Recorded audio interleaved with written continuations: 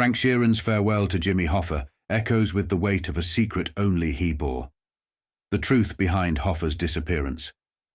Sheeran himself was the triggerman, a confession that unravels the complex tapestry of their friendship, Hoffa's leadership, and their entanglement with organized crime. The 60s saw organized crime at war with Washington, D.C. Yet, by the 70s, with Richard Nixon in the White House, they found a more favorable administration.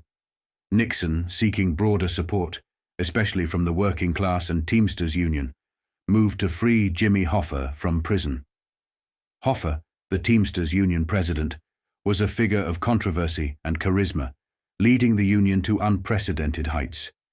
His leadership, however, was not without its dark chapters, as he admitted to spilling a little beer, a metaphor for the bloodshed necessary to cement the union's power and confront major industries. Hoffa's rise was closely tied to his relationships within organized crime, receiving support from influential figures like Russell Bufalino and Carlo Gambino. His mob-friendly stance and the backing of heavyweight mobsters allowed him to dominate the labor scene, navigating the perilous waters of power, loyalty, and betrayal. Frank Sheeran's story did not start with his eventual encounter with Russell Bufalino. Instead, his connection with the Italian people began much earlier, during the Second World War, when he was among the few men to set foot on Italian soil to combat the Axis forces. His first significant interaction with the Italians occurred in Sicily, where, according to Sheeran, many Italian soldiers were ready to surrender upon the Americans' arrival. In towns, they would often be found standing at attention, suitcases packed, awaiting their new conquerors. Sheeran observed that it was the presence of German forces that bolstered the Italian troops' resolve, keeping the Axis resistance stiff. Throughout his campaign in Sicily and later across Italy, Sheeran forged bonds with fellow soldiers, Jewish, Italian, and American alike. The harsh reality of war, however, meant that nearly all these friendships ended in tragedy. The early loss of these comrades taught Sheeran a harsh lesson: to guard his emotions closely and avoid getting too attached to his fellow soldiers. He especially avoided forming bonds with the younger ones, whose inexperience and naivety often led to their early deaths, leaving haunting memories for those who survived the front lines. It was in these brutal conditions of warfare that Sheeran learned the grim skills that would later define his post-war life: the ability to paint houses and execute orders without hesitation or question. Under General Patton, Sheeran admitted to committing war crimes, executing surrendering soldiers who, in his eyes, resembled him too closely in appearance. These actions left indelible marks on his psyche, shaping the cold, detached man he would become. Upon returning to America after the war, Sheeran found a country vastly changed from the one he had left. The readjustment to civilian life was a challenge, compounded by the reality that many jobs previously held by men were now occupied by women.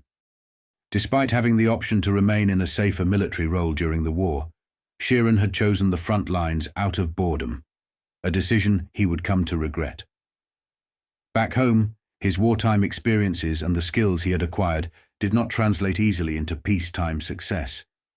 He struggled with the societal expectations to find a job, settle down, and carve out a new life for himself, a daunting task for many veterans of the Second World War.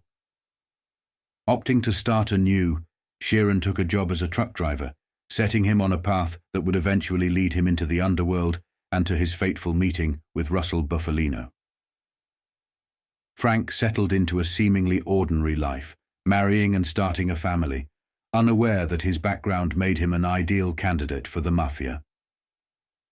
This realization came about a decade after World War II, a period during which organized crime flew under Frank's radar. Despite minor brushes with the law and associations with dubious characters, Frank Sheeran was neither a mafioso nor a contract killer. He had never painted houses in America, mafia slang for carrying out hits. However, everything changed in 1955 when he encountered Russell Bufalino, one of the most influential figures in the American underworld at that time. The story of Russell Bufalino and his crime family traces its origins back to the Prohibition era, deeply intertwined with the rise of unionization. However, when Frank Sheeran met his future mentor, the encounter was unlike any typical interaction with America's infamous mobsters of the time. Instead of confronting a notorious mobster known for ruthlessness and manipulation, Frank met someone who was surprisingly kind, considerate, welcoming, and charitable. This was not a tense meeting marred by hostility or disputes. It was a serendipitous encounter. In 1955, Frank Sheeran was working for Food Fair, and during a delivery, his truck broke down near a business owned by Russell Bufalino. Struggling to fix the engine, since he was a soldier, not a mechanic, Frank risked losing a day's work and facing trouble with his boss. Recognizing the struggling man, Russell Bufalino stepped in to offer his help. Frank, in a moment of desperation to get his truck running again, graciously allowed Russell Bufalino to help. Despite towering over the man, Frank's demeanor was nothing but polite and considerate. This demeanor caught the attention of Russell Bufalino, who, impressed by Frank's manners, struck up a conversation. Frank, a tall, leaning Irishman, shared his origins and employment details with Russell. Surprisingly, even though Russell's name had frequented the newspapers in 1955, it had slipped past Frank. When Frank inquired about Russell's identity, the conversation ended with a polite handshake from Russell, leaving Frank slightly taken aback. Yet Frank was more focused on his final delivery than the brief encounter. This chance meeting, however brief, held a significance neither man could foresee. Despite their ignorance of each other's stature, something in their handshake hinted at a future friendship. They left, sensing their paths would cross again, trusting in fate to decide.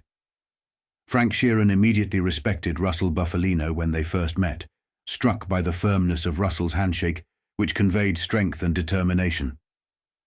This admiration was mutual. Frank fully realized Bufalino's influence when McGee pointed out that the businesses lining the street where his truck had broken down were all owned or controlled by Bufalino.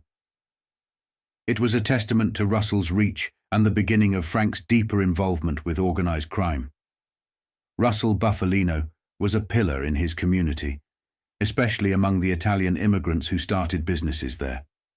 With Bufalino's support, many of these ventures thrived, solidifying his reputation as a benefactor, though his motives were far from altruistic. Frank Sheeran, working for Food Fair, an Italian-owned company, found himself at the crossroads of various industries intertwined with the mob, from trucking and transportation to the meat market. This connection was not incidental. Figures like Dutch Schultz and later Luciano in New York had long established organized crime's grip on these sectors. In Philadelphia, it was Bufalino and Angelo Bruno who were the kingpins. Unbeknownst to Sheeran at first, his job placed him squarely in the world of the mob, a reality that was at the time an unspoken aspect of the American economy. The mafia's influence permeated everything, from the truck Sheeran drove to the union dues he paid. In this ecosystem, Russell Bufalino emerged as one of the most influential mob bosses in America, supported by figures like Skinny Razor, who had his own unique way of endearing himself to those he favored. Angelo Bruno, Vito Genovese, Carlo Gambino, Tommy L., Tony Accardo, and Paul Rica, Carlos Marcello, Sam Giancana, Colombo, and the Profaci family, Charlie Luciano, who actively encouraged Bufalino's involvement in the unions, Frank Costello, and Santo Trafficante. For Frank, this environment was a revelation.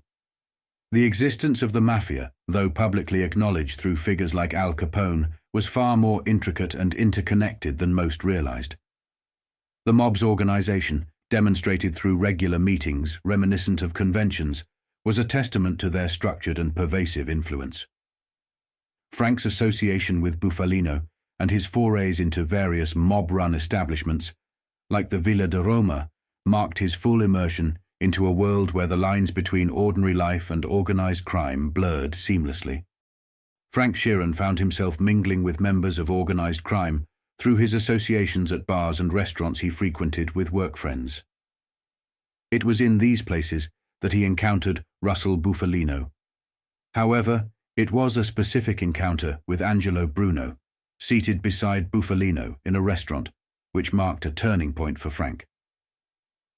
Seeing Bruno, a figure splashed across newspapers, made Frank realize that the unassuming old man who had been helping him wielded significant power and commanded respect. At this meeting, Bufalino's kindness towards Frank was evident.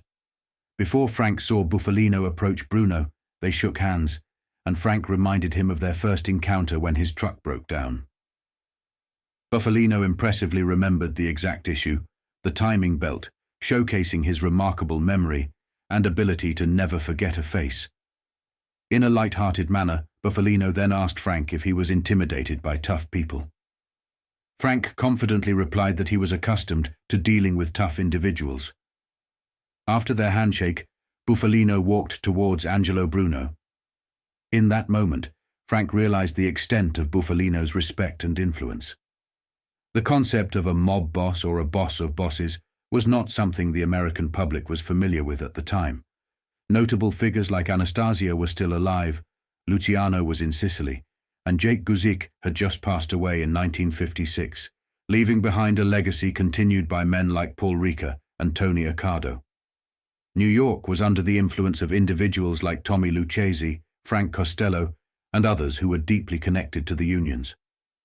The landscape of organized crime and its ties to labor unions started to intensify around 1957, the year Jimmy Hoffa began his controversial ascent to power. At the time, Frank was among the few Americans who took notice of Hoffa's emerging prominence, unaware of the future connection they would share. In the mid-20th century, figures from the world of organized crime played significant yet complex roles in the American economy. Among these figures, Russell Bufalino stood out as a respected mob boss who avoided treachery and narcotics, earning trust among politicians and other crime bosses. This trust enabled Bufalino to venture into white-collar criminal activities and wield considerable influence in industries such as Hollywood, labor unions, and the garment sector, while maintaining a clean public image. Bufalino's background was deeply rooted in the coal mining community, which contributed to his relatability and understanding of the common man's struggles. This connection was shared by Jimmy Hoffa, whose father's death in a coal mine motivated Hoffa's lifelong fight for labor rights.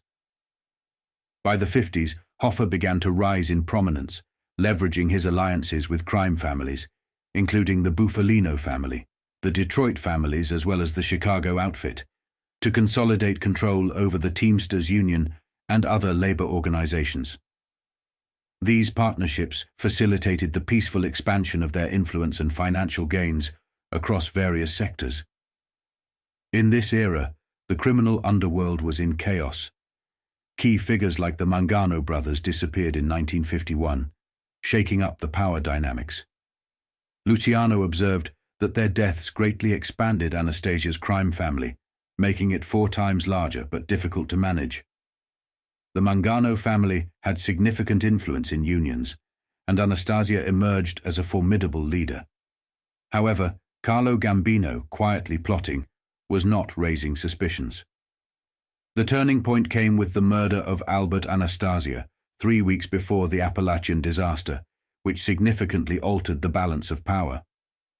Meanwhile, Carlo Gambino and Vito Genovese were secretively competing for dominance. Amidst this chaos, Hoffa's ascendance, supported by Bufalino, marked a critical juncture in the intertwining of organized crime and labor unions. In the mid-50s, organized crime saw the potential in labor unions, particularly for the loans accessible through union pension funds, which they viewed as a personal bank. This interest spiked around 1957, highlighted by the attempted assassination of Frank Costello, which revealed the mob's deep involvement in gambling. This incident led banks to halt loans for such ventures without strict oversight, creating a financial void for the mafia. During this period, especially in 1957 and again in 1959 with the rise of Castro, Organized crime faced significant financial strains. They needed alternative funding sources for their operations. Jimmy Hoffa emerged as a key figure in this context, offering the mob access to the funds they desperately needed through union connections. Members of the mob, particularly the Italian mafia, preferred to operate behind the scenes, avoiding public exposure to maintain the illusion that the mafia did not exist in America. However, the Appalachian meeting in 1957 disastrously exposed their activities. Previously, individuals involved with unions could be dismissed as merely corrupt union leaders. After Appalachian, they were publicly labeled as mafia operatives, disrupting years of effort to maintain legitimate public images. This exposure not only complicated the mafia's relationship with unions, but also underscored the entangled web of criminality, unionization, and political corruption. Organized crime relied on unions to front their financial operations, benefiting from the union's legitimate facade. Yet, the fallout from the Appalachian meeting highlighted the risks involved, marking a turning point in public awareness of organized crime's influence in America. This article was published 6 days before the Appalachian disaster, on November 9, 1957, and it details the rise of Frank's new friend, Jimmy Hoffa. Decked out in the latest in ventilated sports shoes, straw hats with foulard bands, tailored silk suits and open-weave summer shirts, a band of 13 men mushed across the thick carpet in the lobby of Los Angeles' Flossy Sheraton Townhouse Hotel last week for a 3-day meeting. They planned one day to meet on a palm-shaded lanai in sight of the swimming pool, and then, to avoid nosy newsmen, switched with their retinue 5 lawyers, like French farce husbands, from the Atwater Kent suite to the Mary Martin suite to the parquet-floored terrace room. They looked and acted like directors of General Motors who had come to dream about new models, but they were the general executive board of the International Brotherhood of Teamsters trying to work their way out of trouble. Facing these powerful barons of transportation were charges by the Ethical Practices Committee of the AFL-CIO that might get their whole brotherhood thrown out of the big union. The heart of their problem was best illustrated by the fouled spark plugs brought along by the 4 biggest of them, bellowing Dave Beck, newly harassed. He cried by some absurd vendetta of the income tax people, Minneapolis Teamster, Vice President Sidney L. Brennan, convicted of accepting a bribe, Western Conference Chairman Frank Brewster, convicted of contempt of Congress, and with topmost billing in the news, James Riddle Hoffa, chairman of the Central States Conference of Teamsters, struggling to keep his tail gate from the teeth of the law. For the first 3, there was little to look forward to. For big things in union labor, they were through. But tough, ruthless Jimmy Hoffa was getting ready to take the big step to ultimate power among the Teamsters. His mouth hardened into a grim line. His accustomed arrogance softened to a lighter hauteur. He stiffened his muscle-packed 5 foot and 5.5 inches, 170 pounds frame, and snapped, "I have been as clean as anybody else in the labor movement. What I have done was in keeping with the membership's authority vested in me." Only a prefix away from the International Union's presidency, Vice President Hoffa, 44, controls a mighty voting force, which he has assembled through the years by tirelessly reaching out from his Detroit headquarters into every accessible Teamster domain, tirelessly wooing business agents and local leaders, establishing a machine which owes allegiance only to Hoffa. He maintained it by virtue of his famed reputation as a tough negotiator of union contracts and a self-styled protector of the ranks. While conspiring with hoods, he has won the confidence of businessmen and has even assumed a stance of labor statesmanship. "I do not like irresponsible labor leaders," he cried before the St. Louis Advertising Club last year. "Within the Teamsters International Union, we have no room for dishonest people." As a guest lecturer at Harvard's Graduate School of Public Administration last year, he lectured economist Sumner Slichter's class on the economics of collective bargaining. bites of coal. For Jimmy Hoffa, the terrace room of the townhouse, the leadership of 1,400,000 Teamsters, and the classroom at Harvard represent a long, hard climb. He fought every step of the way. He was born the son of a tough coal prospector in Brazil, Indy, who tested the quality of coal by biting into the ore. When Jimmy was 4, John Hoffa died with a coating of coal dust on his lungs. Viola Riddle. Hoffa, mother of 2 girls and 2 boys, was as tough as her husband. Says Jimmy's brother Bill, "She was always telling us, and she made us listen, that Dad always kept his word. We had rules in our house.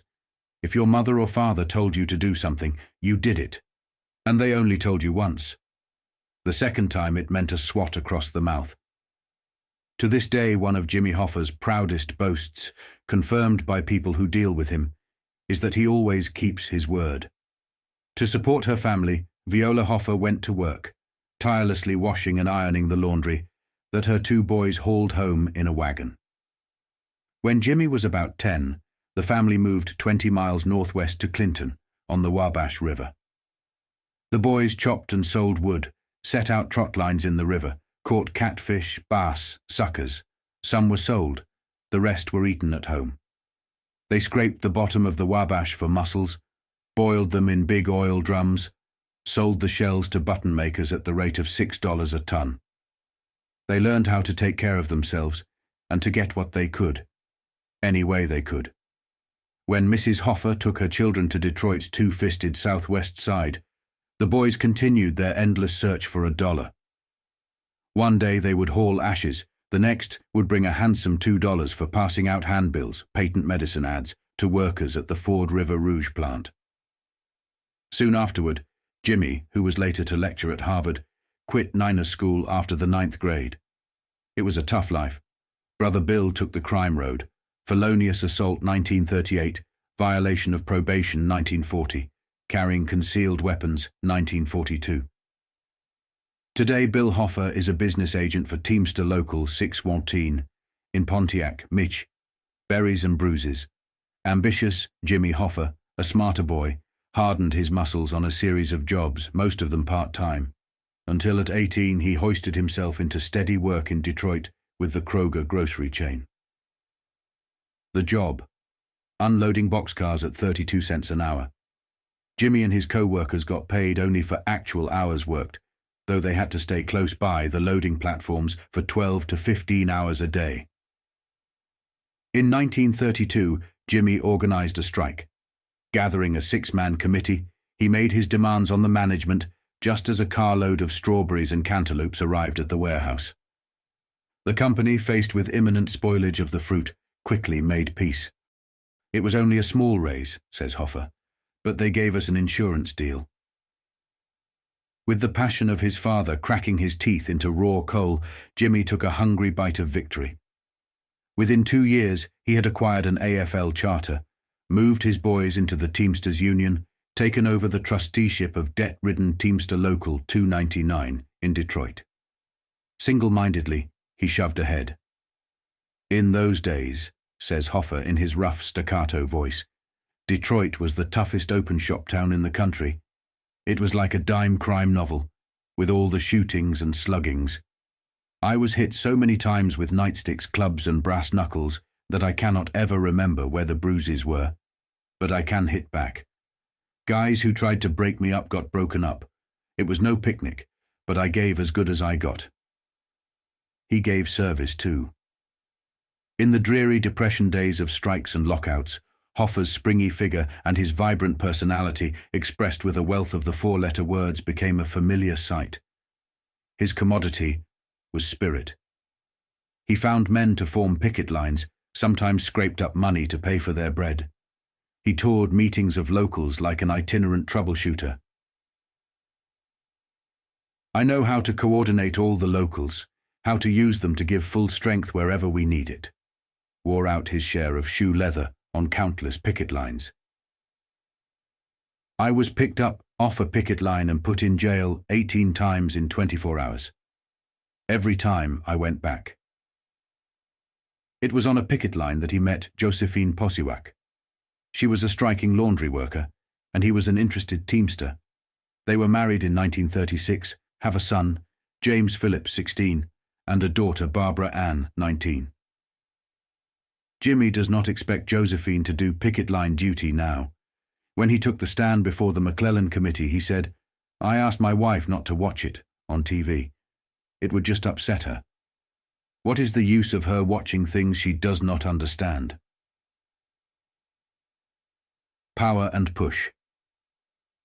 His first successful reach for big power came in 1940 when he was made negotiating chairman of the Central States Drivers' Council, for which he talked contract for over-the-road drivers of 12 states. This kind of power was there for any aggressive man to grab. International President Dan Tobin, growing ineffectual after more than 30 years in office, was little more than a figurehead ruler of a vast, decentralized realm of baronies. In the far west, a red-headed baron named Dave Beck was already capitalizing on organizational weaknesses that fairly cried for a strong hand. Stealthily, Beck's hand reached out. In the Midwest roughhousing, baby-faced Hoffa was doing the same. He got caught a couple of times. In 1946 he was indicted, eventually assessed costs of $500 for eliciting fees from independent grocery men, who, rather than hire union drivers, were hauling their own provisions. In 1942, he was fined $1,000 for his part in a conspiracy to restrain trade among Detroit's wholesale paper companies. Heady with his new power, Hoffa jumped into Michigan politics. Once, in 1948, he helped his old friend and confidant, attorney George Fitzgerald, in a successful campaign for Democratic National Committeeman. But the state's Democratic powerhouse, then a building under such shrewd carpenters as G. Menon Williams and United Auto Workers Walter Reuther, soon brought down Fitzgerald and Hoffa. Jimmy himself tried twice to win a precinct delegate election, but each time he lost, in the 1950 precinct elections. Hoffa men filed fraudulent petitions in an effort to move in at the local level, but the petitions were tossed out. He tried to get Fitzgerald nominated for lieutenant governor in 1954, but failed. Since that time, says one Michigan Democrat, Hoffa has been on the outside, glaring in. There were no such setbacks in the Teamsters Union. He joined forces with Dave Beck, who had organized his own network into an 11-state Western Conference over the futile opposition of President Tobin, and had forced his way into the newly created job of Tobin's executive vice president. A gentle push in 1952 moved 77-year-old Dan Tobin into retirement and Beck into the big chair. The pusher, James Riddle Hoffa, the man with the Central Teamster organization, and the critical packet of votes safely in his pocket. His reward, virtually limitless autonomy in his area. As an international vice president in his own right, empire builder Hoffa, with all his growing power, began to push Beck in a different direction. He cornered trusteeships, i.e., almost complete control, over 16 locals. Operating at the bargaining table like a master surgeon, he carved gain after gaining out of the hides of truckers. Employers, some of them one-time drivers, and consequently tough eggs to meet, found Hoffa almost unbeatable. He could sit at negotiation sessions for 36 hours at a stretch, with only a quick shower to put him back into shape. An industry's stability. One top Hoffa staffer says with considerable justification that the stability of the trucking industry depends to a large extent on Jimmy Hoffa, says Victor Scheffner, counsel for the Michigan Cartagement Association. Hoffa knows the trucking business better than probably 99% of the owners. He knows what he wants, and he knows what he can get. That's why his demands are never out of line with what the industry can pay, says one experienced negotiator. You don't go into negotiations thinking you are going to be enemies from the word go. Hoffa is a businessman. He is trying to build up that impression. He's not a crusader, not like Reuther, adds a labor relations expert. When you finish negotiations with Jimmy Hoffa, you can sleep well that night. When you finish with Walter Reuther, the trouble is often just beginning. While trucking industry management generally likes Hoffa and looks upon him with some awe, bigger fish tend to fear him. At the biggest dinner of its kind ever held in Detroit, more than 2,600 well-wishers last year paid $100 apiece in honor of Hoffa's 25 years in the labor movement proceeds for a children's home in Israel. Scores of important names in the Midwest seized the chance to shake the hard, square hand of Hoffa. And though General Motors, Ford, and Chrysler employ only 500 Teamsters, out of a total payroll list of 800,000, the auto industry sent big men: a General Motors vice president, a Ford vice president, and a Chrysler industrial relations executive. One reason: Jimmy Hoffa's Teamsters truck most of America's cars from assembly points to dealerships around the country. Cons and confidence. The mark of Hoffa's skill is that he has been able to win widespread confidence on both sides of the bargaining table while borrowing money under curious circumstances. From businessmen with Teamster contracts, consorting with hoods, and ruthlessly pushing around local Teamster leaders who got in his way. He teamed up with New York racketeer Johnny Dio to discredit old-time Teamster Vice President Tom Hickey and to dethrone Martin Lacey from the presidency of the powerful New York Teamsters Joint Council 16, some 60 locals. Hoffa succeeded ultimately. His man John O'Rourke finally became president of the council. Now old Teamster Hickey is standing up in opposition to Hoffa's bid for the Teamsters presidency. But not even Hickey thinks he will have a chance when the IBT holds its convention in Miami Beach this month. The mark of Hoffa's brazen determination to get what he wants any way he can was his performance in the early days of the Senate labor rackets investigation.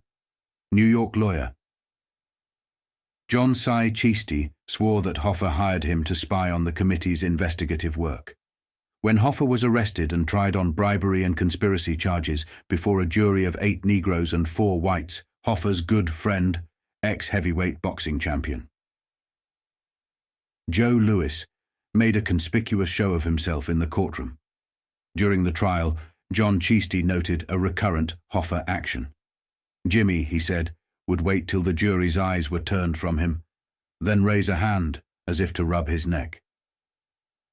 Cheasty saw what Hoffa wanted him to see: a Hoffa thumb zipping across the throat in an unmistakable gesture of a knife slit. Translation: Hoffa's description of what could happen to Cheasty. Once acquitted of the bribery charge, Hoffa, before the McClellan Committee, boldly took the "I don't recall" amendment. As the committee rolled out evidence of his sordid dealings with Dio and other racketeers, Hoffa's close friend and unofficial chief of staff, Harold Gibbons, Teamster boss in St. Louis, spoke the defense that seems to satisfy a lot of Teamsters. Is it all right for Dulles to deal with a whore like Saud or a bum like Franco to get his objectives? Hoffa found he had to work with Dio to bring his people into the Union. When you work with a man to win an objective, you can't turn around and spit in his face. Working with Dio for a certain goal does not lower Jimmy's moral standards. He has the highest moral standards of anyone. Not even coffee. Jimmy's personal life is, in fact, simple and unassuming. Money, for its own sake, is apparently unimportant. He still lives in a nondescript northwest neighborhood in Detroit, in a plain brick house that he bought in 1939 for $6,800. A man of simple tastes, he always wears white socks because colored ones make my feet sweat, says Harold Gibbons. Remember, Jimmy doesn't smoke, drink, or chase women. As a matter of fact, he doesn't even drink coffee. Chugging along like a 12-cylinder diesel, Hoffa devotes his bottomless energies to his panoramic job. He paces his office floor in Detroit's Teamsters building, barks orders into one of 4 telephones, pounds his fist hard in his hand. The future of labor management relations, he insists, is big labor and big business.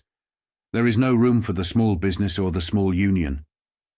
Neither, if he had his way, would there be room for education. Snarls Hoffa.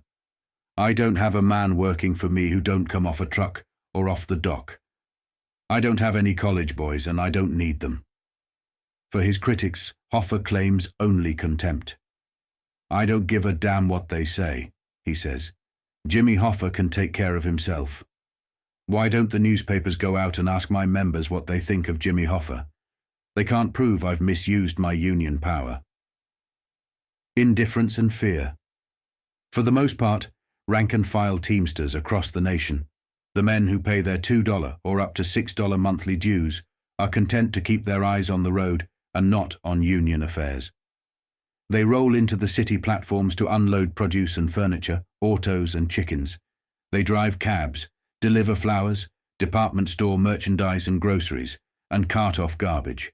They are strong and competent. But as Teamsters, they are either uninformed, indifferent, or scared. They do not have, and do not expect to have, a voice in union business which is run by the Labour boss's hand-picked agents. A few, like the driver in Pittsburgh, will blurt out, "Hang the son of a bitch."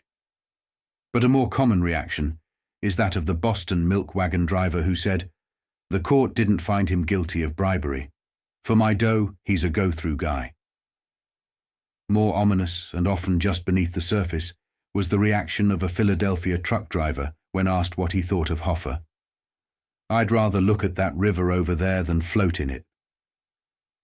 Some knowing assessment of Hoffa comes from his longtime foe, August Gus Scholler, president of the Michigan CIO Council. "Hoffa," says Scholler, "figures he can always buy what he wants." Adds a West Coast lawyer, "Jimmy Hoffa believes that anything can be accomplished and will seize a way to do it." You could count Dave Beck as being tough, but he is an angel alongside Hoffa. Hoffa is just plain ruthless. Beck rants and snorts. As a last resort, he would use group physical violence, but he would not have anyone bump off. Hoffa wouldn't stop at anything. I talked and they listened. Once elected president of the Teamsters, Hoffa declares, he will make many changes for the better in the union structure. There will, for instance, be taken constitutional revisions aimed at transferring presidential powers to the executive board. But with President Hoffa in charge of the board, this modification will be only frilly window dressing. There will be more power over the financial affairs of locals from international headquarters, Jimmy Hoffa. In deference to the AFL-CIO leadership, Hoffa says that he will rid himself of all his private business interests. But he will defend the right of an accused union official to cringe behind the Fifth Amendment, as Dave Beck did. Far more important is Hoffa's dream of establishing what he calls a loose-knit council of all the nation's transportation unions to exchange ideas. How he would handle this enormous thumbscrew on the US economy, only he can tell. What is the engine inside Hoffa that keeps him running so hard? The coal-biter's son says a lot about it himself. In Detroit's recent newspaper strike, at 3 a.m. in the morning, 3 editors came to see me, and we worked things out. I talked, and they listened. Can you imagine how it feels to have men like that listen to reason? Did you ever hear of confidence? Did you ever hear of people accepting a man on his bond? At a meeting 3 weeks ago, I put out some pension checks for the first time in the history of the Teamsters. I saw old people cry. I had ladies kiss me. Can you imagine what this means? This is the satisfaction you can't buy. Jimmy Hoffa played a significant yet often underrated role in improving American labor standards and ensuring that elderly citizens received the pensions they desperately needed. His efforts were particularly notable against the backdrop of the Great Depression, a time when many Americans faced severe hardship, including the elderly, who were especially vulnerable. Hoffa, along with influential figures like Frank Costello and Russell Bufalino, emerged from these tough conditions determined to make a difference. Russell Bufalino, who had a challenging upbringing himself, saw in Hoffa a kindred spirit and supported him wholeheartedly, even at great personal risk. Bufalino, aware of the harsh realities of work, particularly in the coal mining industry, sought to help families affected by these conditions. This era was marked by significant racial tensions, and Hoffa's efforts extended to supporting diverse communities, including the Jewish community, drawing from his own Polish heritage and the devastation he witnessed during World War II. Hoffa's journey was not without its challenges. He faced violence and opposition from both law enforcement and organized crime, but remained steadfast in his commitment to labor rights. He understood the complexities of navigating the business world and the sometimes murky waters of union politics. His leadership in the labor movement was characterized by his resilience and determination to fight for workers' rights, even if it meant enduring personal harm. Jimmy Hoffa's rise to prominence in the labor movement came at a time when the influence of organized crime in labor unions was becoming increasingly evident. Figures like Frank Sheeran, who became close to Bufalino, were drawn into the complexities of this world, leading to events like the infamous 1957 Appalachian meeting. This meeting, which ended in the arrest of over 80 mafia members, revealed the extent of organized crime's involvement in American society and its connections to labor unions. Jimmy Hoffa, a name synonymous with the American labor movement, saw certain arrested men not as threats, but as allies, united in a struggle he was deeply part of. Unlike his distrust for what he considered a corrupt government, Hoffa found solidarity with these men, echoing a sentiment that had roots deep within organized crime's history. The likes of Frank Sheeran, alongside Hoffa, navigated a complex landscape shaped by legendary figures such as Lucky Luciano and Frank Costello.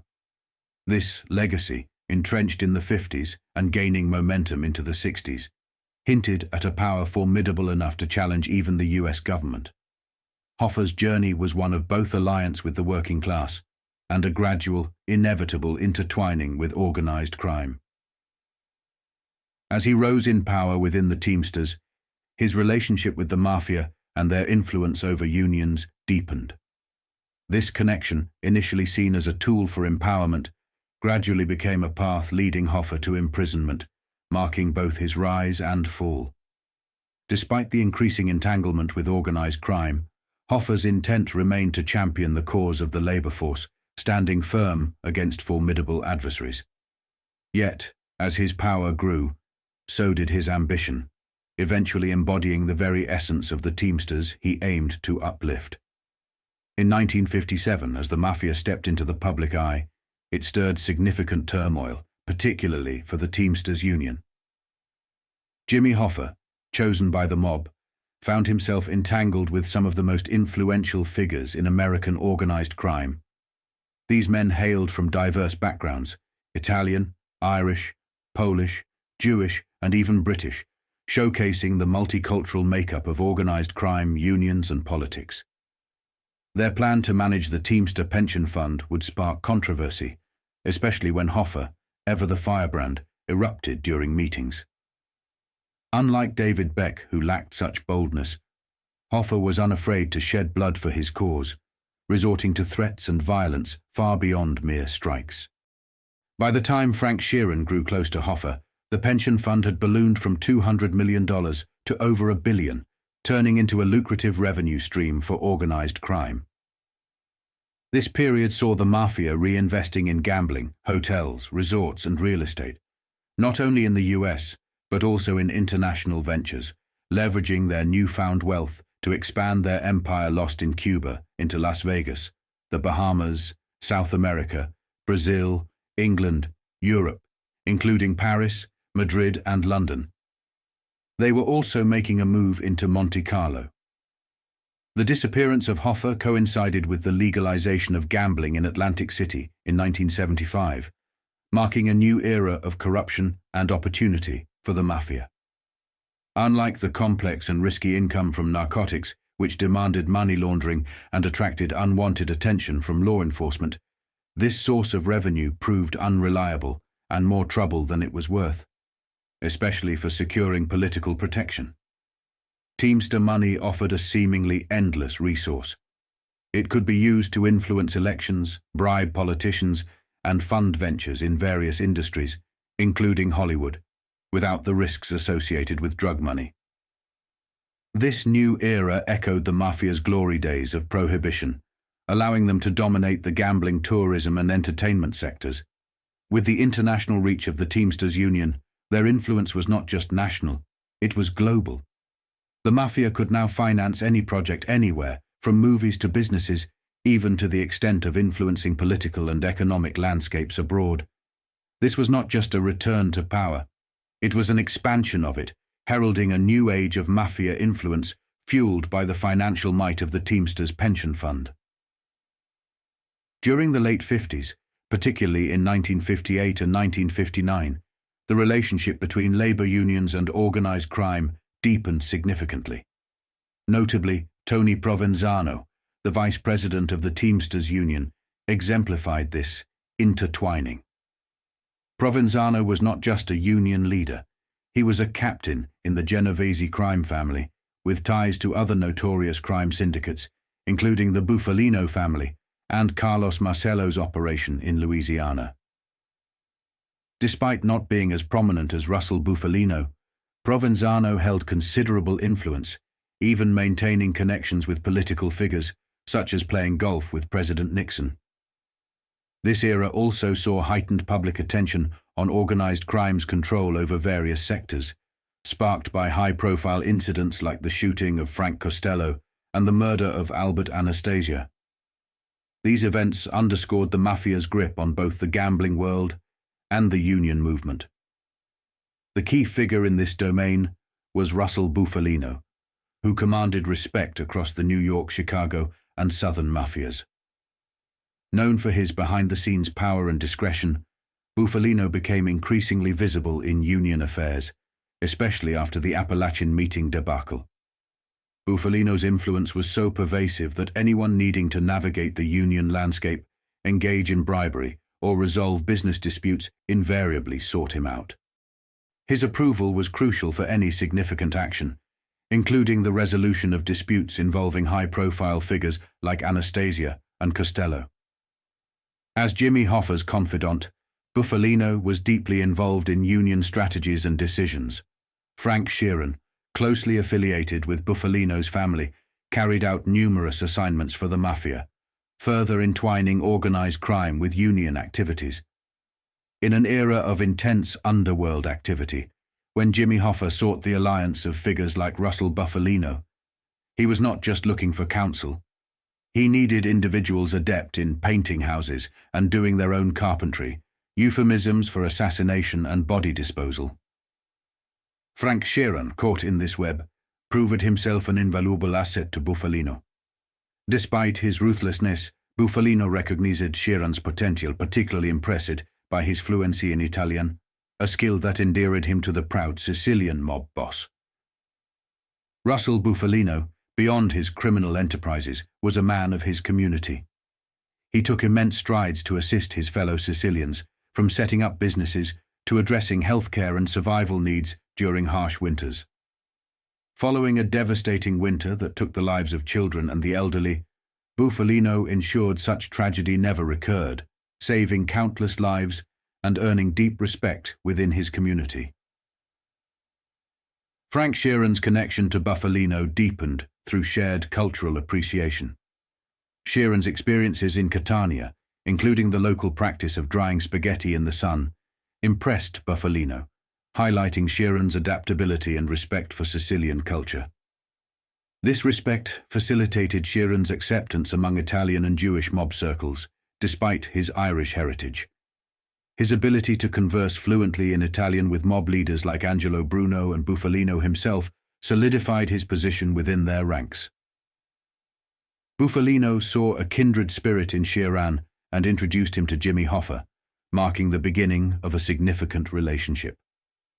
Hoffa, contrasting Sheeran's reserved nature, had a warm approach towards children, seeing their innocence as precious.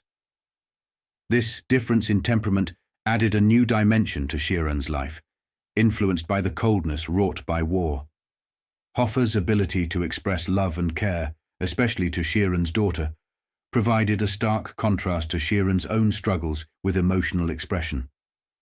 When Frank Sheeran began associating with Jimmy Hoffa, those close to Hoffa noticed a unique bond. Unlike others, Sheeran could navigate Hoffa's strict rules with ease. Hoffa, known for his intolerance of drinking, would often catch Sheeran with wine.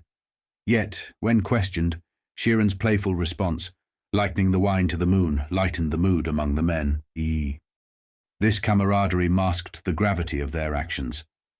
As Jimmy Hoffa was rising to power, another influential figure was also making his ascent: Fidel Castro. Around 1957, Castro visited America, where he reportedly received approval from Nixon to have weapons smuggled to him in a covert operation. Though shrouded in secrecy, it is speculated that Jimmy Hoffa also endorsed this move. As Castro took the reins of power, Hoffa sought to curry favor with the new leader by offering assistance and loans. By 1958, these plans began to materialize, with weapons gradually making their way to Castro. During this turbulent period, another prominent family, the Kennedys, were on the rise. John F. Kennedy, a senator, along with his brother Robert, a lawyer, became key figures. Robert Kennedy played a significant role in leading the McClellan hearings in 1958 and 1959, a pivotal moment as the atmosphere grew increasingly charged with the anticipation of conflict. This period was characterized by intense Senate hearings and discussions, revealing the extent of the Teamsters and the mob's power. The realization dawned that these were not mere union leaders, but powerful figures capable of significant influence. The Kennedy administration's battle against Hoffa and organized crime during 1958 and 1959 highlighted this tension, leaving a lasting impact on history. Following David Beck's downfall, Hoffa's ascent was marked by a trail of violence and corruption, despite his claim to efficiency. In the late 50s, a series of events set the stage for a significant confrontation. This period was marked by escalating violence, unchecked lending practices, and a dubious connection between the Teamsters Union and organized crime.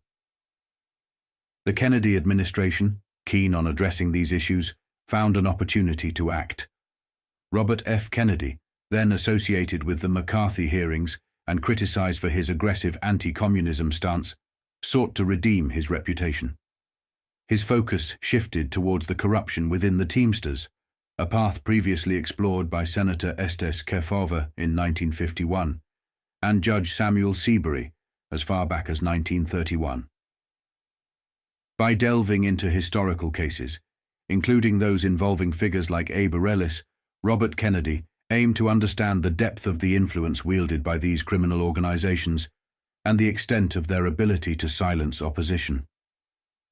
This effort culminated in a broader investigation into organized crime and union corruption, reflecting Kennedy's commitment to tackling these entrenched issues. The situation reached a critical point in 1959, highlighting the urgent need for intervention. The article from Time magazine, written on August 31, 1959, discusses the violence happening at the time. "This ain't my kind of place," growled Teamster boss James Riddle Hoffa. His cold, hard eyes swept across the well-groomed grounds of the Greenbrier Hotel at White Sulphur Springs, West Virginia. He spat on the lawn. "We are paying the bill," he said, "but those intellectuals, those lawyers, picked out this place. This is their kind of place. They like to play golf and that stuff." Jimmy Hoffa's top lawyers, 110 strong, were gathered at the stately Greenbrier last week for a 3-day meeting to figure out how we can live under this new law, as Hoffa put it. Hoffa's fight to emasculate the House Labor bill had failed. Teamster lobbyist. Sidney Zagre's warnings of political reprisals had stirred more anger than fear on Capitol Hill. Now confronted with the prospect that a tough bill might emerge from the House-Senate conference, Hoffa wanted his lawyers to help him find easy ways to evade it. Tragic and dangerous. It was fitting that Jimmy Hoffa should be worried about the Labor bill. He is the #1 reason for legislation aimed at reforming labor. The public demand for Congress to vote tough curbs on labor unions is a direct result of the revelations piled up over the past 3 years by the Senate's Select Committee on Improper Activities in the labor or management field, headed by Arkansas Democrat John McClellan. The McClellan Committee uncovered plenty of corruption in other unions, notably the bakery and confectionery workers and the operating engineers. But among U.S. labor unions, the International Brotherhood of Teamsters, Chauffeurs, Warehousemen and Helpers of America ranks first in size, money, power, and sheer shocking magnitude of corruption. Well-nigh incalculable power over our economy, says a McClellan Committee report, is wielded by this union. Whoever controls the Teamsters controls much more than the immediate destinies of 1.5 million union members. He and his lieutenants reach into every household in the land. The fact that Hoffa is the man who controls the Teamsters, the report adds, is tragic for the Teamsters Union and dangerous for the country. Up from the warehouse.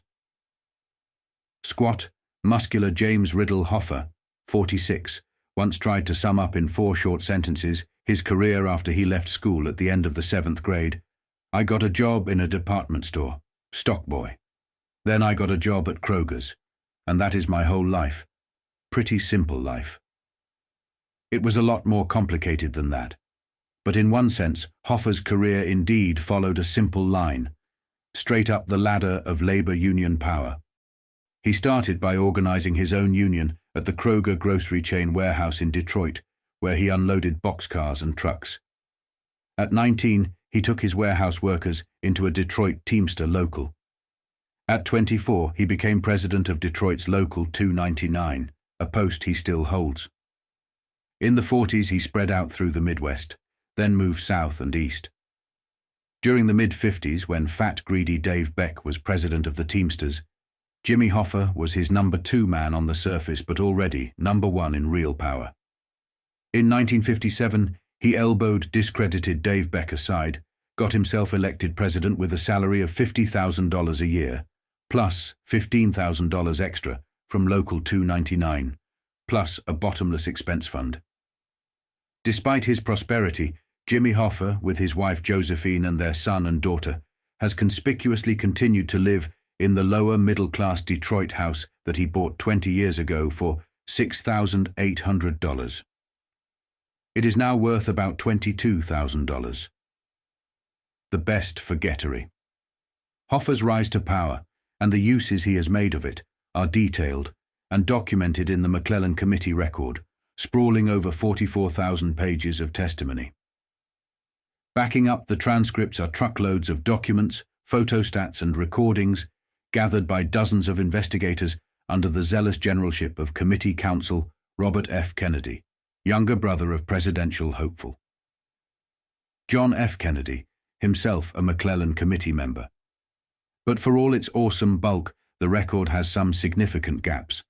Committee investigators found that many Teamster documents, including all records of Hoffa's own Local 299 for the years prior to 1953, had been destroyed or hidden. Most of the important Teamster officials who testified ducked behind the Fifth Amendment. Hoffa himself never took the Fifth, but he displayed what one senator called the best forgettery of anyone I have ever known. In a single committee session, Hoffa pleaded lack of memory in times in response to committee questions. Despite the obstacles of missing records and feeble memories, the committee doggedly piled up in its first round of hearings in 1957 a record gamey enough to persuade the AFL-CIO to expel the Teamsters Brotherhood from the United Labour Movement. Since then, the committee has uncovered a lot more of the Hoffa record. At one point during the hearings, Jimmy Hoffa, an aggressively contemptuous witness, told the committee, "I think my record speaks for itself." It surely does. And on the basis of that record, the committee documents several damning general charges with scores of specifically detailed charges. General charge number 2. Hoffa runs a hoodlum empire. After investigating 124 Teamster officers with criminal records, the committee concluded that a criminal background was a prerequisite for advancement within the Teamster firmament. In cities that he invaded in his drive for power, the committee found Hoffa teamed up with convicts and thugs. Items: New York. From his Midwest power base, Hoffa pushed into New York in the mid-50s with the help of extortionist John Dio Guardi, alias Johnny Dio, boss of a shakedown ring thinly disguised as a labor union. Dio and company brought into the labor racket's 40 toughs, with a total of 178 arrests on their police dockets. One of them told a Brooklyn machine shop owner, "You have got to pay us off because you are mine. No matter where you are going to move, you are mine." During Hoffa's struggle to get control of the Teamster Joint Council in New York, Dio helped him set up 7 fake paper locals to cast votes in a joint council election. When Dio went to prison on an extortion rap in 1958, Hoffa gratefully promised to look after Dio's family. Chicago. Balked in earlier attempts to move into Chicago, Hoffa got a foothold in the late 1943 through an alliance with Paul Dorfman, described by the McClellan Committee as a major figure in the Chicago underworld. Hoffa paid Dorfman off by handing fat Teamster insurance contracts to Dorfman's son. Through Dorfman, the committee charges, Hoffa got on good terms with such top Capone gang chieftains as Joseph Glimko and Paul, the waiter, Rika. Glimko, with a record of 36 arrests, including 2 on murder charges, became a trustee of a Chicago Teamster local. In 1956, when Rika was in trouble with the law and needed money urgently, Hoffa's own local 299 and another Detroit local, headed by Hoffa pal Burt Brennan, now a Teamsters International Vice President, jointly purchased Rika's home in Long Beach, Indiana for $150,000. Appraised value, $85,000. Hoffa explained that the 2 locals planned to turn the house into a training school for Teamster business agents. Not one has been trained there so far. Philadelphia. In 1956, Hoffa helped 18 arrests, racketeer Samuel Shorty. Feldman get a Philadelphia charter, Local 410, in the Hotel and Restaurant Workers Union. By the time the union revoked the charter the next year, Local 410 had been thoroughly looted. Though it had taken in about $20,000 during its short life, its assets totaled $450, its liabilities some $22,000. In gratitude for the opportunity for plunder, Feldman helped work out an alliance between Hoffa and Philadelphia. Teamster Raymond Cohen, whose Local 107 had 19 officers with criminal records totaling 104 arrests and 40 convictions.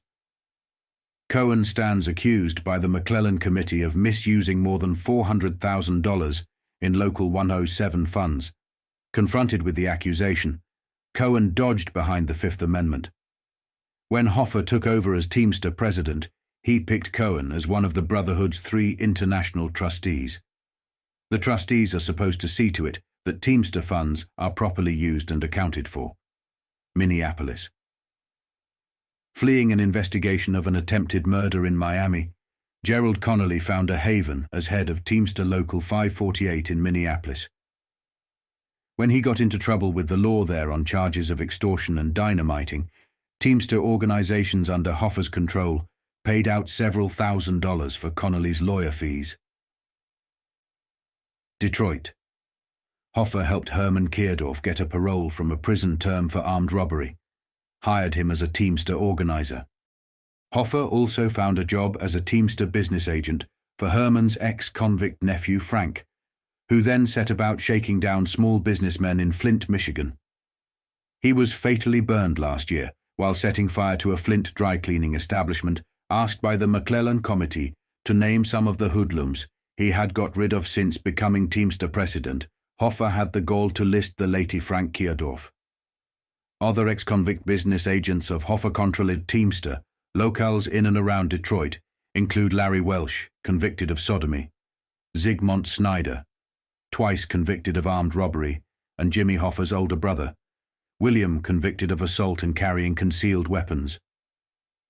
At one McClellan Committee hearing, Jimmy Hoffa grinned and chuckled in the background as his beefy 284-pound, strong-armed traveling organizer Barney Baker rattled off the names of big-time hoodlums he knew in various cities across the U.S. Taking the witness chair later on, Hoffa was asked whether he believed Baker really knew all the hoodlums he had mentioned. "I heard him testify," said Hoffa. Kennedy: "Does that not disturb you at all about his operation?" Hoffa: It does not disturb me one iota. Despite this easygoing attitude toward hoodlums, Hoffa promised the committee in 1957 that he would investigate charges of wrongdoing by Teamster officers. But when the committee questioned Hoffa last year, it found that his methods of investigation had been remarkably gentle. Sample. Counsel. Kennedy asked Hoffa whether he had looked into charges that Frank Keerdorf extorted money from Flint businessmen, tried to murder an employee of a holdout company by running him down with a car. "I discussed the matter with Frank," said Hoffa, and he flatly denied it. "Had he made any other investigation of Keerdorf?" asked Kennedy. Replied Hoffa, "What other investigation would I possibly make?" General Charge Number 2. The Teamsters have used terror, payoffs, and political influence to gain immunity from the law. Items: Tennessee. The committee reported that law enforcement agencies at every level in Tennessee have been shockingly derelict in their civic duty toward Teamster malefactions. Members of a roving Teamster goon squad that terrorized non-union trucking firms with dynamitings, arson, truck sabotage, bullets and bludgeons had a scandalous immunity from prosecution because of an underlying and widespread fear of tangling with Teamster Union power. When the police did get up courage to arrest Tennessee, Teamster chieftain Glenn W. Smith and several of his men on dynamiting and arson charges, Smith used $20,000 in Teamster funds to bribe Chattanooga, Judge Ralston Schoolfield, since impeached, to quash the indictments. Michigan.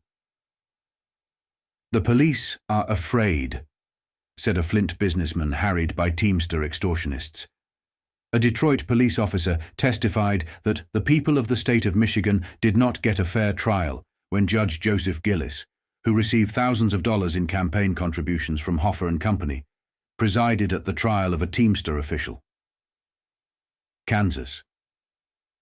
In 1953, an investigation of Hoffa by a U.S. House of Representatives subcommittee was mysteriously called off after Kansas's Republican ex-governor, 1939 till 1942. Payne Ratner, on retainer as a Teamster lawyer, interceded with the subcommittee chairman, Kansas's Republican Representative Wint Smith. Congressman Smith explained that he was under pressure from way up there. General Charge Number 3. Hoffa has grossly misused millions of dollars in Teamster funds. Hundreds of thousands of dollars have gone to defend Teamster lawbreakers from justice and to pay their salaries while they were serving prison terms. Some $2,000 went to pay hotel bills and other expenses for William Hoffa while he was hiding out from the law. Hoffa's organizer. Barney Baker squandered $25,000 in Teamster money to install his mistress in a Miami house with swimming pool. The committee tracked down scores of dubious Teamster loans. A bankruptcy-bound Minneapolis department store got a loan of $1,200,000.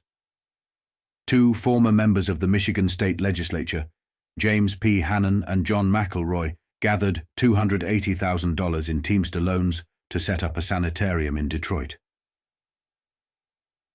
Miami lawyer Ben Cohen, defender of top mobsters, got a $2 million loan for Florida real estate ventures. Costly to all Teamster members in Hoffa's Midwest bailiwick were the lavish health and welfare fund insurance contracts that Hoffa channeled in 1950 to 1951 to Chicago mobster. Paul Dorfman's son, Alan, who had no experience in the insurance business. Alan Dorfman's income, as reported on his federal tax returns, soared from $5,200 in 1949 to $166,508 in 1954. Over the years, Dorfman agencies have collected more than $3 million in commissions and fees on Teamster insurance, and $1,650,000 of that, according to a studied estimate by the AFL-CIO, was excess that the Central States Teamsters could have saved by placing the contracts with established firms. General Charge Number 4. Teamster officials have crushed democracy within the union's ranks, Items: St. Louis.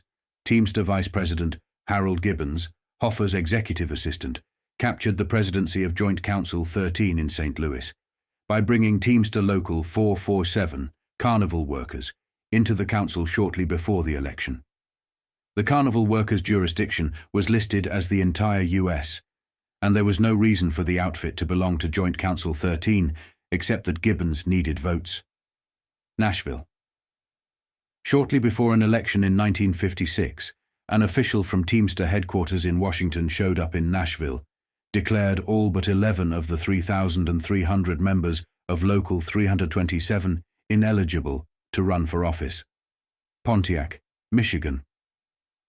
When rank-and-file members of Local 614 tried to rebel against corrupt leadership in 1953, Hoffa led several Cadillac loads of goons to Pontiac to break up the insurgents' meeting.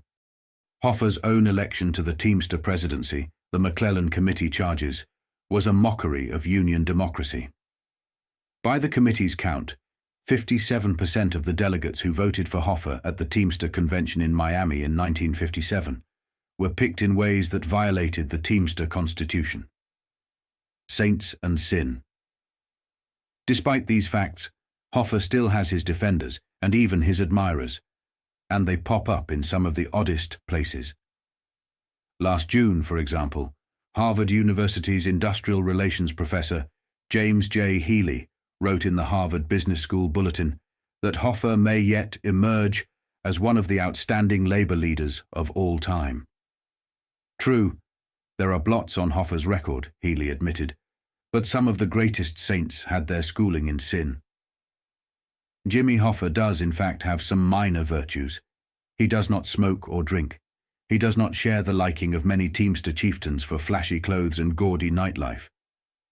He gains appeal by contrast with sybaritic Dave Beck, shirt sleeves, against Beck's tailor-made suits, tireless vigor, against Beck's general flabbiness, the modest Hoffa house in Detroit, against Beck's rambling mansion in a fashionable Seattle suburb.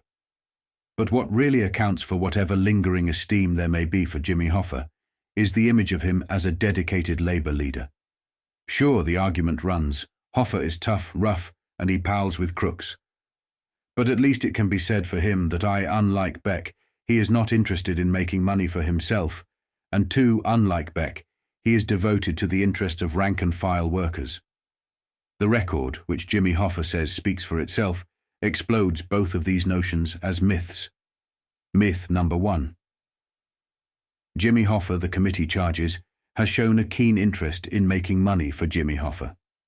Tracing the web of Hoffa's financial dealings proved to be difficult because he deals entirely in cash, leaving no personal check stubs or cancelled checks behind. Asked to explain this peculiarity, Hoffa bristles and replies that, as a U.S. citizen, he has a right to deal in cash if he wants to. On Hoffa's 1948-56 income tax returns, the committee found $60,322, reported under such vague headings as miscellaneous income and wagering. He explained that his friend Burt Brennan placed racetrack bets for him and always showed a yearly profit. Invited by the committee to explain his system, Brennan took the Fifth Amendment.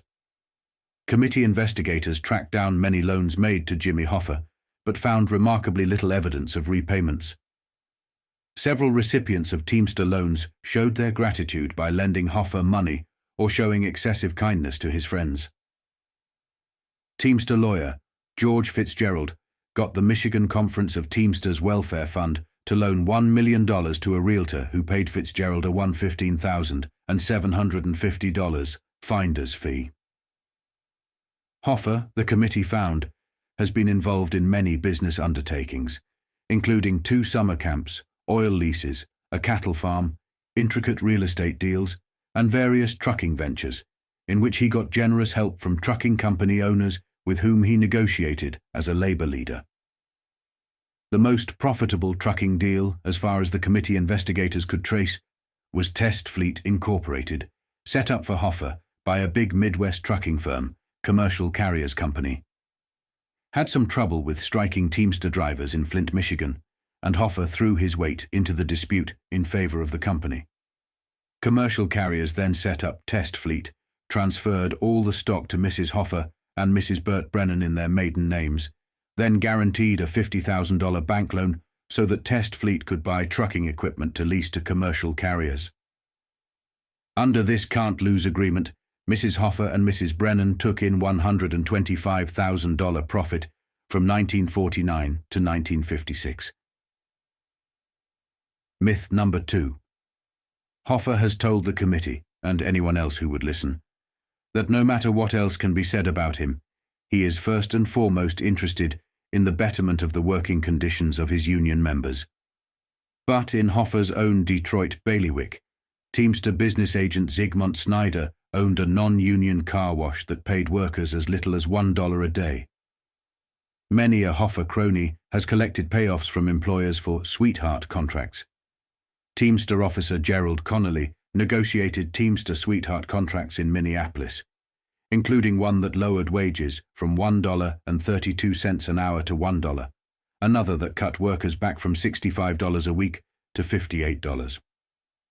Hoffa himself, when he was pushing into New York in 1954, tried to undercut New York Teamster Thomas Hickey by offering trucking companies better terms than Hickey, at the expense of the Teamster rank and file. In several states, Hoffa permitted trucking firms, against drivers' protests, to save money by paying drivers an extra 1 1/4 or 1 1/2 a mile, in lieu of more expensive fringe benefits. A confidential memorandum from an Ohio trucking executive reports a conversation with George Maxwell, head of the Steel Truckers Employers Association. Says the memo, photo stated by McClellan Committee investigators. George told me that in 1954, he made 5 separate deals with Hoffa concerning percentage pay rates, the percentage of the trucking fee that a company pays a driver who owns his own truck. He had one company, decreased from 74% to 70%, 3 companies decreased from 75% to 72%, and 1 company decreased from 80% to 75%. George further said that Hoffa is very tough in these open meetings, but you can talk to him in a closed, private session. That is the way in which most of the steel carriers operate, looking for loopholes.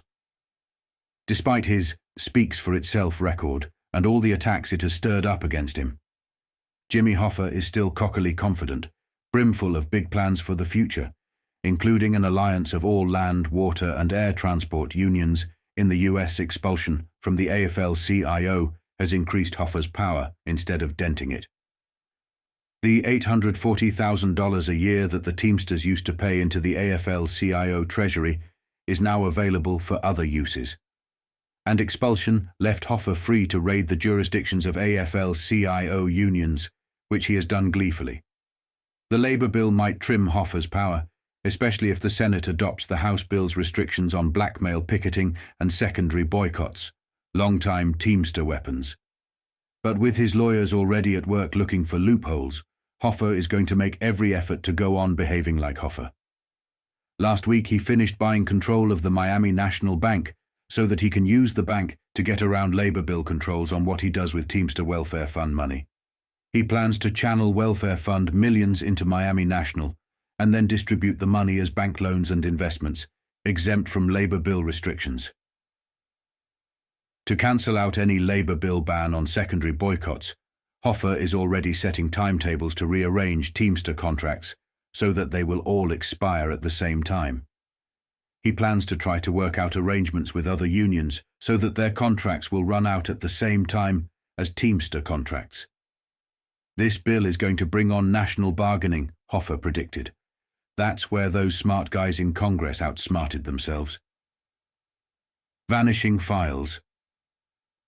One potentially formidable roadblock to Jimmy Hoffa's plans is a 3-member board of monitors set up in early 1958 by federal judge F. Dickinson Letts to watch over Teamster affairs. The Teamster representative on the board, Washington lawyer Daniel Maher, votes the way Hoffa wants him to vote. But Letts appointed Chairman Martin O'Donoghue and New York lawyer Lawrence Smith make up a watchful majority. So far, Hoffa has been able to evade most of the 54 cleanup recommendations that O'Donoghue has handed down, But the real struggle between Hoffa and the monitors still lies ahead. Hoffa's lawyers have appealed to the Supreme Court the Letts rulings setting up the monitors, and until the High Court decides, O'Donoghue's authority is weakened by uncertainty. Meanwhile, Hoffa keeps a team of lawyers busy harassing the monitors, fighting them with such stock Teamster tricks as getting rid of records. Example: O'Donoghue asked for the records of Vice President Harold Gibbons, found that the files for 1956, 1957, and part of 1958 had mysteriously vanished. Day of reckoning. Getting ready for what he calls the day of reckoning at the polls, Hoffa is planning to set up a Teamster political department, financed by 50 cents a month voluntary contributions from Teamster members. If all Teamsters volunteer to contribute, that will add up to $9 million a year to help elect men Hoffa likes and defeat men he does not like. Hoffa even claims that the Labour bill will help him to make the Teamsters bigger and more powerful. He makes the wildly fanciful argument that rank-and-file union members may revolt against AFL-CIO leaders for their failure to block a Labour bill. Then turn to Jimmy Hoffa, the man who fought the bill hardest. He has been making damn the Labour bill speeches to AFL-CIO locals around the US and getting, he says, very favourable responses from the rank-and-file. I could pull them out of the AFL-CIO and into the Teamsters if I wanted to, Hoffa told a Time correspondent at the Greenbrier last week. When was he going to do that? Oh, we'll see, said Jimmy Hoffa. We'll see. In the late 50s, particularly around 1959 and 1960, Jimmy Hoffa emerged as one of America's most influential figures, closely tied to organized crime. Among his trusted associates was Frank Sheeran. My exploration into the intertwined history of organized crime and politics reveals a complex web, especially after Frank Costello's downfall. This left the Chicago Mafia as a dominant force. Amidst these shifting dynamics, Sam Giancana, a friend of the Kennedy family and a new leader within the Chicago Syndicate, was approached by the Kennedys. They sought his help to secure the blue-collar vote in their favor. Frank Sheeran, present at a crucial meeting alongside Jimmy Hoffa, witnessed these historic interactions firsthand. The Teamsters turned out to be the only union to back Nixon in the 1960 election, a fact the History Channel makes no bones about. One of the reasons Kennedy won that election was because Sam Giancana fixed Illinois for him with phony ballots from people who were dead. Names taken off gravestones. I knew how important Cuba was to my friends in the East and all their friends in the country. Russell had taken me with him to Cuba just when Castro was starting to kick everybody out and confiscate their casinos and racetracks and houses and bank accounts and everything else they owned in Cuba. I never saw Russell madder than on that trip to Cuba, and I wasn't even on the last trip he made where he was even madder, because his friend Santo Traficante from Florida had been arrested by the communists and was being held in jail. I heard a rumor that Sam Giancana had to send Jack Ruby to Cuba to spread some money around to get Santo out. Sam Giancana and other mob leaders notably supported the Kennedys during their rise to power, believing they had struck an agreement that would benefit both parties. This supposed deal included the Kennedys' commitment to overturn various deportation cases, allowing certain Italians to return to America from Sicily and to reclaim Cuba from Fidel Castro. Additionally, the Kennedys were expected to refrain from interfering with unions, gambling, and organized crime activities. However, not all mob figures were convinced. Jimmy Hoffa and Carlos Marcello, exercising caution, focused their efforts on supporting Senator Johnson, who was a strong competitor against JFK in the primary race. Their support for Johnson was rooted in his financial connections to Southern crime networks, including those in Texas and Louisiana, believing he would be more beneficial for their interests. Despite these efforts, JFK secured the primary and eventually won the presidency, thanks in part to the strategic influence of figures like Russell Bufalino. Bufalino's contributions, including having Frank Sinatra endorse Kennedy with a theme song played repeatedly on the radio, were seen as key to Kennedy's victory. By January 1961, the Mafia was initially optimistic about having a friend in the White House. Their optimism was short-lived. Upon entering office, JFK appointed his brother, Robert F. Kennedy, as Attorney General, who quickly took aggressive actions against organized crime. This included deporting Carlos Martello and launching the Bay of Pigs invasion in April 1961.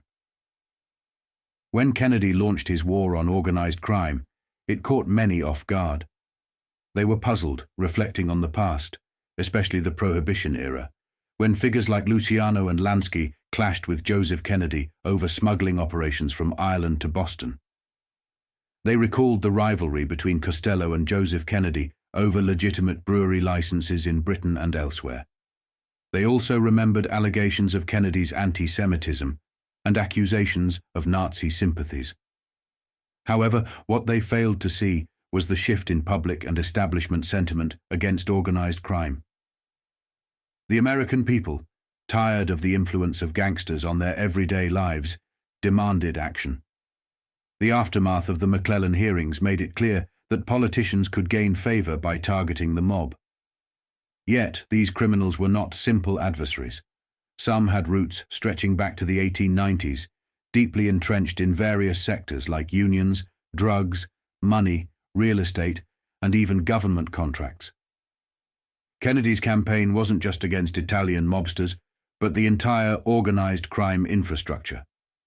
Robert F. Kennedy's campaign against organized crime was vast and relentless, targeting various criminal syndicates across the United States and beyond.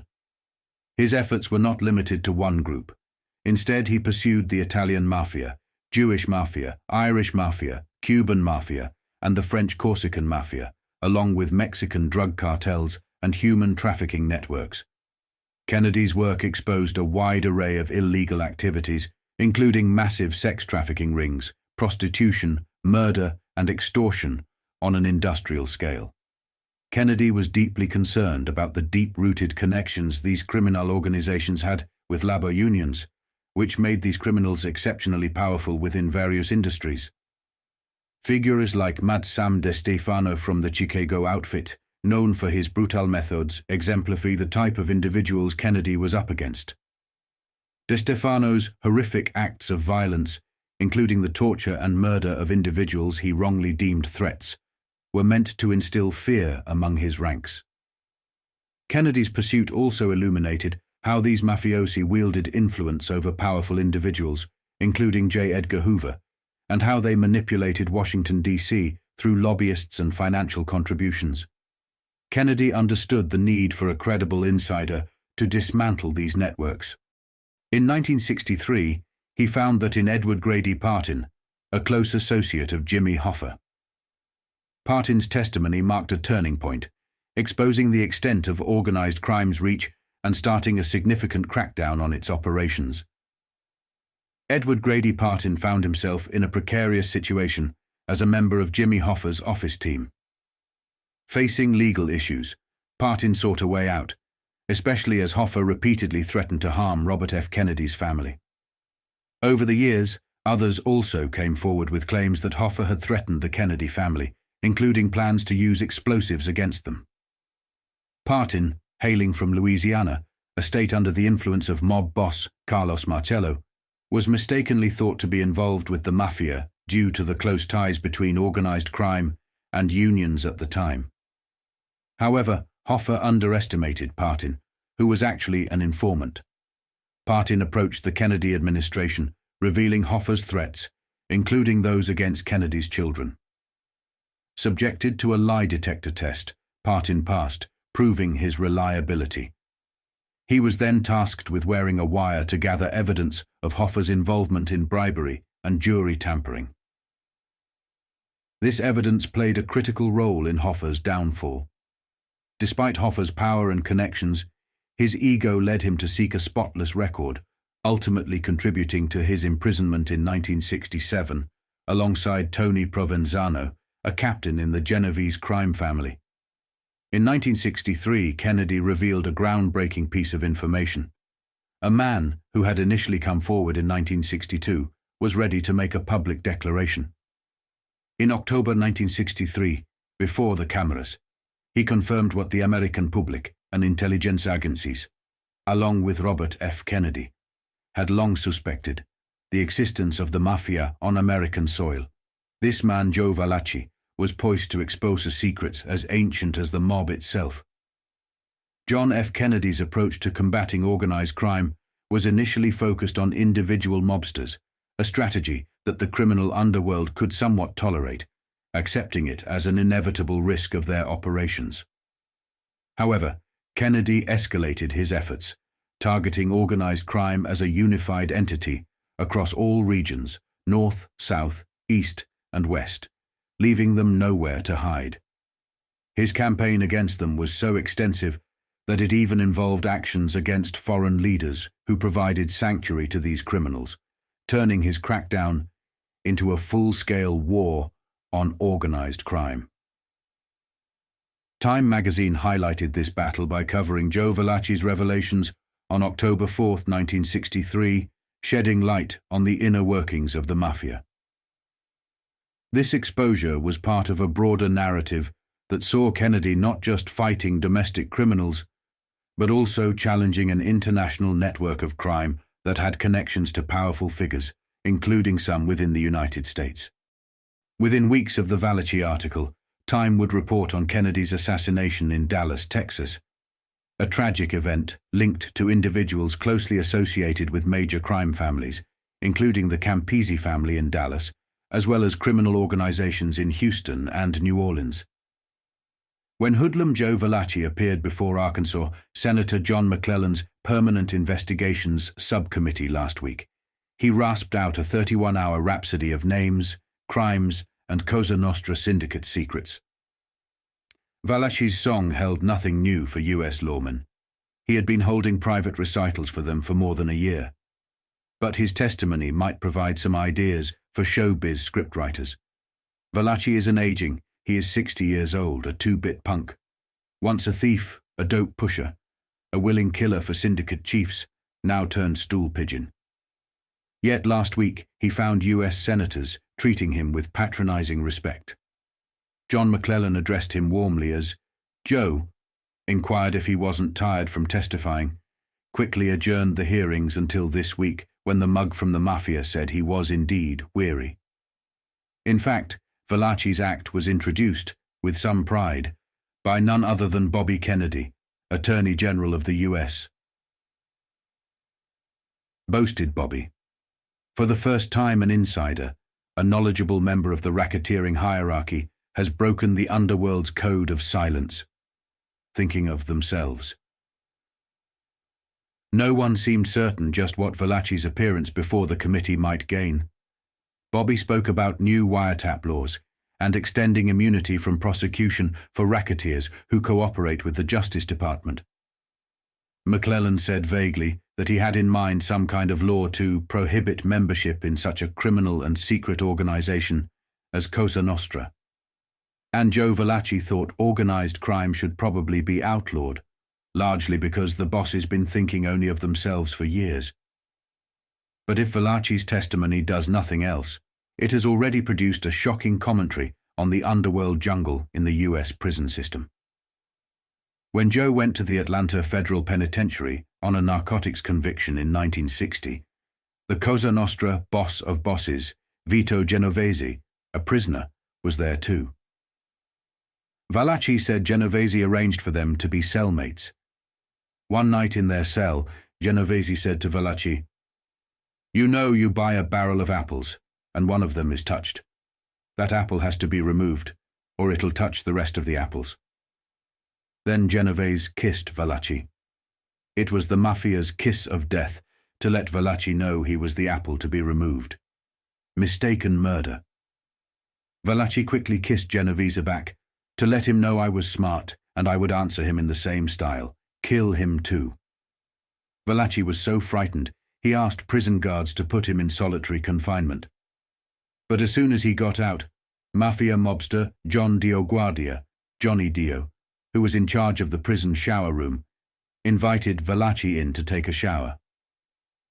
Valachi, convinced he would be murdered there, refused. Panicky, he tried to stay out of crowds in the prison yard, finally grabbed a length of iron pipe lying conveniently in the yard and bludgeoned a prisoner he thought was going to kill him. An associate warden told him a few minutes later that he had murdered the wrong man. "You can imagine how I felt," said Valachi. "I just told them to lock me up." It was then Valachi began to sing to federal officials. Ever since he has been under heavy guard and kept away from federal prisons.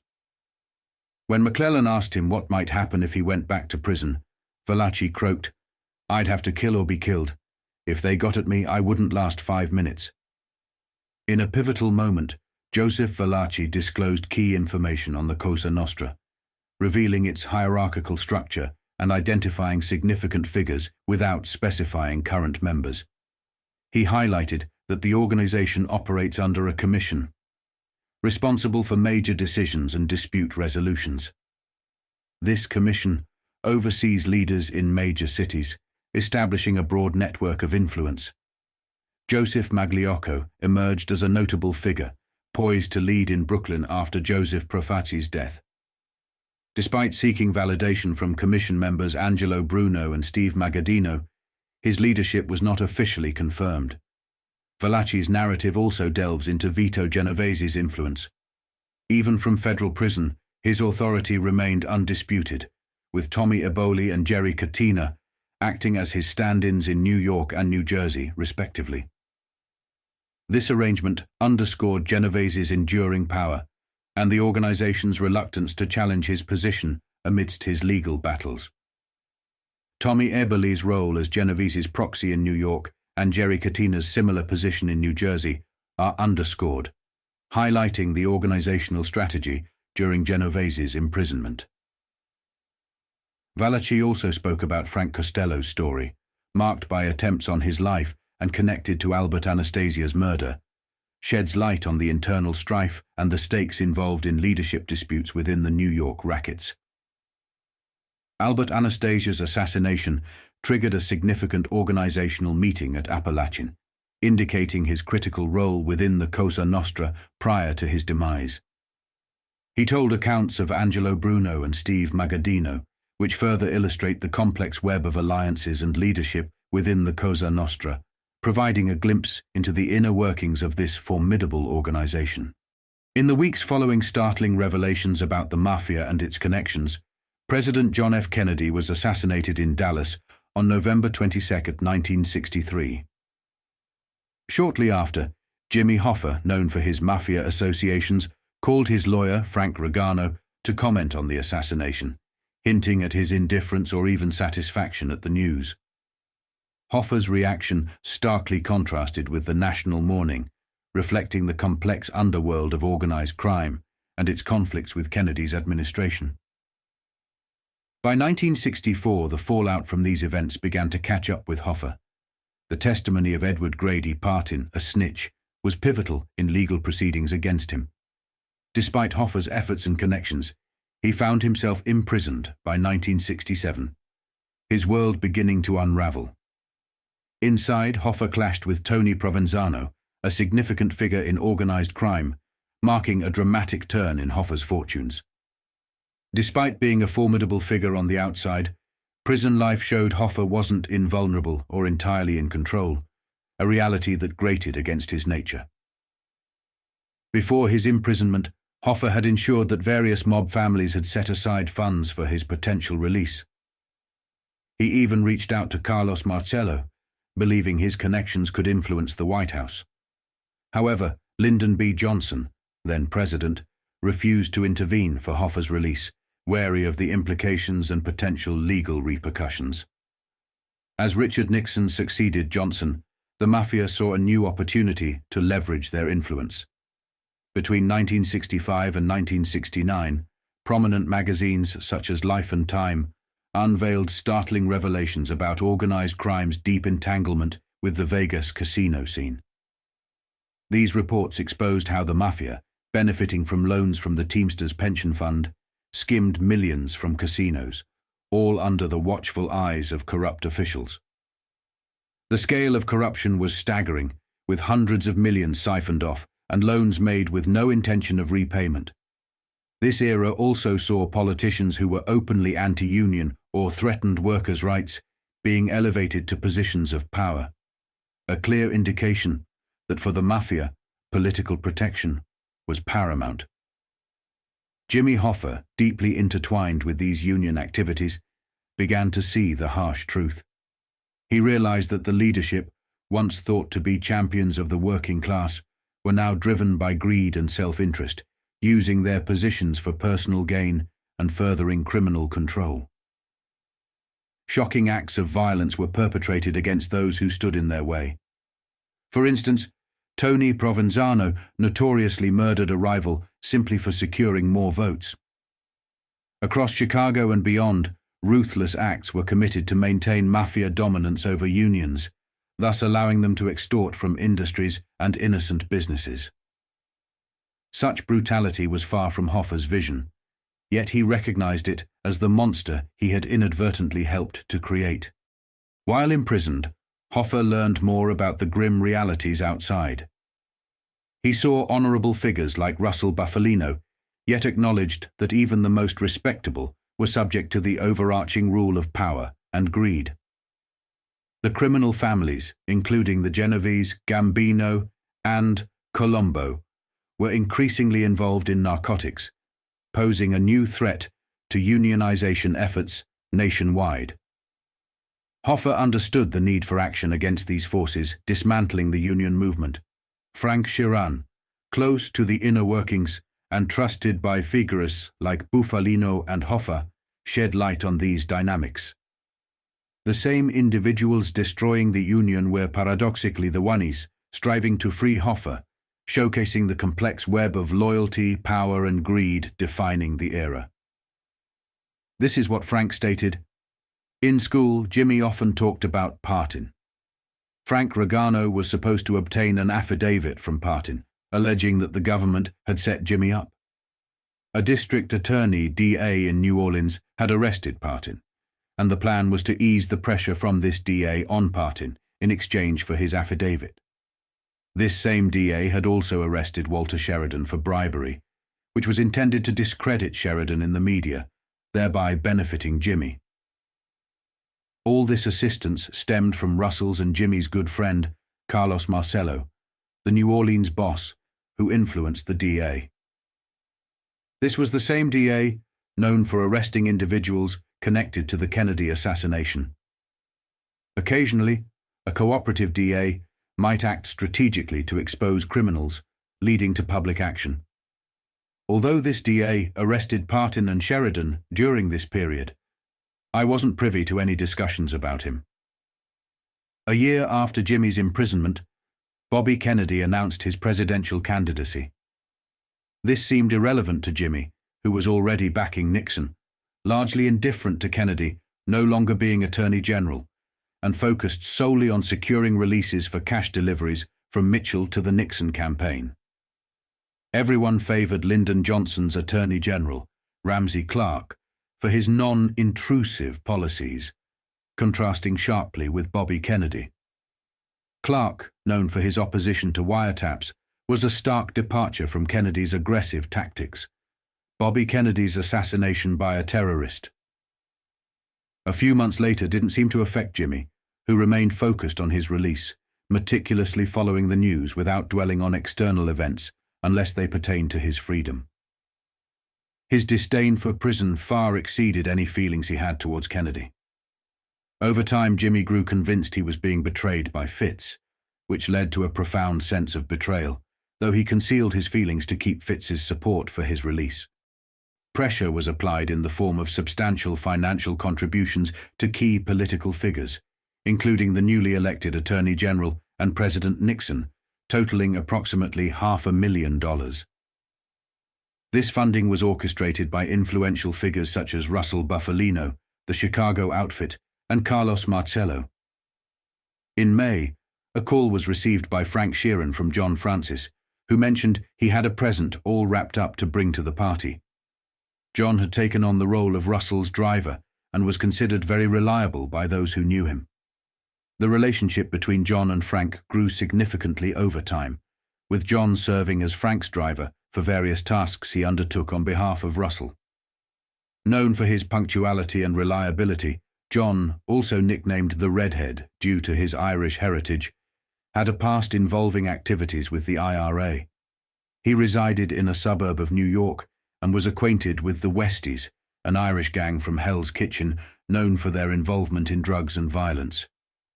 John occasionally engaged in drug-related activities for extra income, but always kept it hidden from Russell to maintain his position as Russell's driver. The connection between John and Russell was speculated to have been established through a mutual acquaintance from New York, given Russell's extensive business dealings in the city. Russell, for 25 years, maintained a 3-bedroom suite at the Consulate Hotel and frequented New York for both personal and professional reasons, including jewelry business and other ventures like garment production, trucking, union dealings, and restaurant ownership. One of his main hangouts was the Vesuvius restaurant, where he had investment interests. The narrative continues with the incident where John Francis handed Frank a heavy black suitcase at the Branding Iron restaurant, which was part of a significant financial transaction possibly linked to Jimmy Hoffa's funds from Alan Dorfman or the Vegas skim operations. Frank, prepared with a large fuel tank in his Lincoln to avoid law enforcement during transport, drove the suitcase to the Washington Hilton, a journey made with caution due to the value of the contents. Upon arrival, Frank met with John Mitchell, engaging in light conversation to avoid drawing attention. The discussion subtly confirmed the purpose of their meeting without the need for direct acknowledgement of the suitcase's contents, emphasizing Mitchell's confidence in the transaction's security. The account also touches on broader political and union dynamics, including efforts to influence pardons and paroles, highlighting the complex interplay between union leadership and political power. The tragic death of Audie Murphy in a plane crash and its impact on Jimmy Hoffa's expectations for support against Ed Partin is mentioned. 2 weeks later, on June 21, 1971, Fitzsimmons addressed the quarterly meeting of the executive board in Miami. Reporters were not permitted in the room, but in a surprising move, Fitzsimmons had allowed newspaper photographers to enter. He announced to the board that Jimmy Hoffa had resigned as president and had appointed him acting president until the upcoming convention. At that moment, President Richard M. Nixon entered the room and took a seat next to Fitzsimmons, causing a flurry of camera activity. 2 days after this meeting, following a revised strategy for interacting with the parole board on June 23, 1971, James P. Hoffa informed the executive board via letter of his client's resignation from various positions within the International Brotherhood of Teamsters. This letter was intended to serve as new evidence for a parole board rehearing request, highlighting Jimmy Hoffa's plans to retire on his pension and engage in lecturing and teaching. A preliminary hearing before the parole board took place on July 7, 1971, leading to the granting of a full rehearing set for August 20, 1971, based on the new evidence presented. When Frank Sheeran arrived at the July 1971 convention in Miami Beach, he noted the conspicuous absence of Jimmy Hoffa's imagery within the convention center, a stark contrast to the external display. In an act reminiscent of Soviet erasure tactics, Sheeran and others reintroduced Hoffa's presence inside the venue. Despite the underlying hostilities, overt actions were avoided without Hoffa's explicit consent. Jimmy Hoffa's wife, Jo, delivered a speech at the convention, conveying Hoffa's well wishes, which was met with enthusiastic approval from the attendees. This moment underscored the strong support for Hoffa within the crowd, much to Fitzsimmons' fortune of not being booed. Sheeran also recounted a moment of preventing FBI agents disguised as maintenance workers from infiltrating the convention, highlighting his vigilance during this period. Sheeran later reflected on his misunderstanding of Hoffa's presidency status upon Hoffa's incarceration in 1967, revealing a complex web of political maneuverings and personal realizations.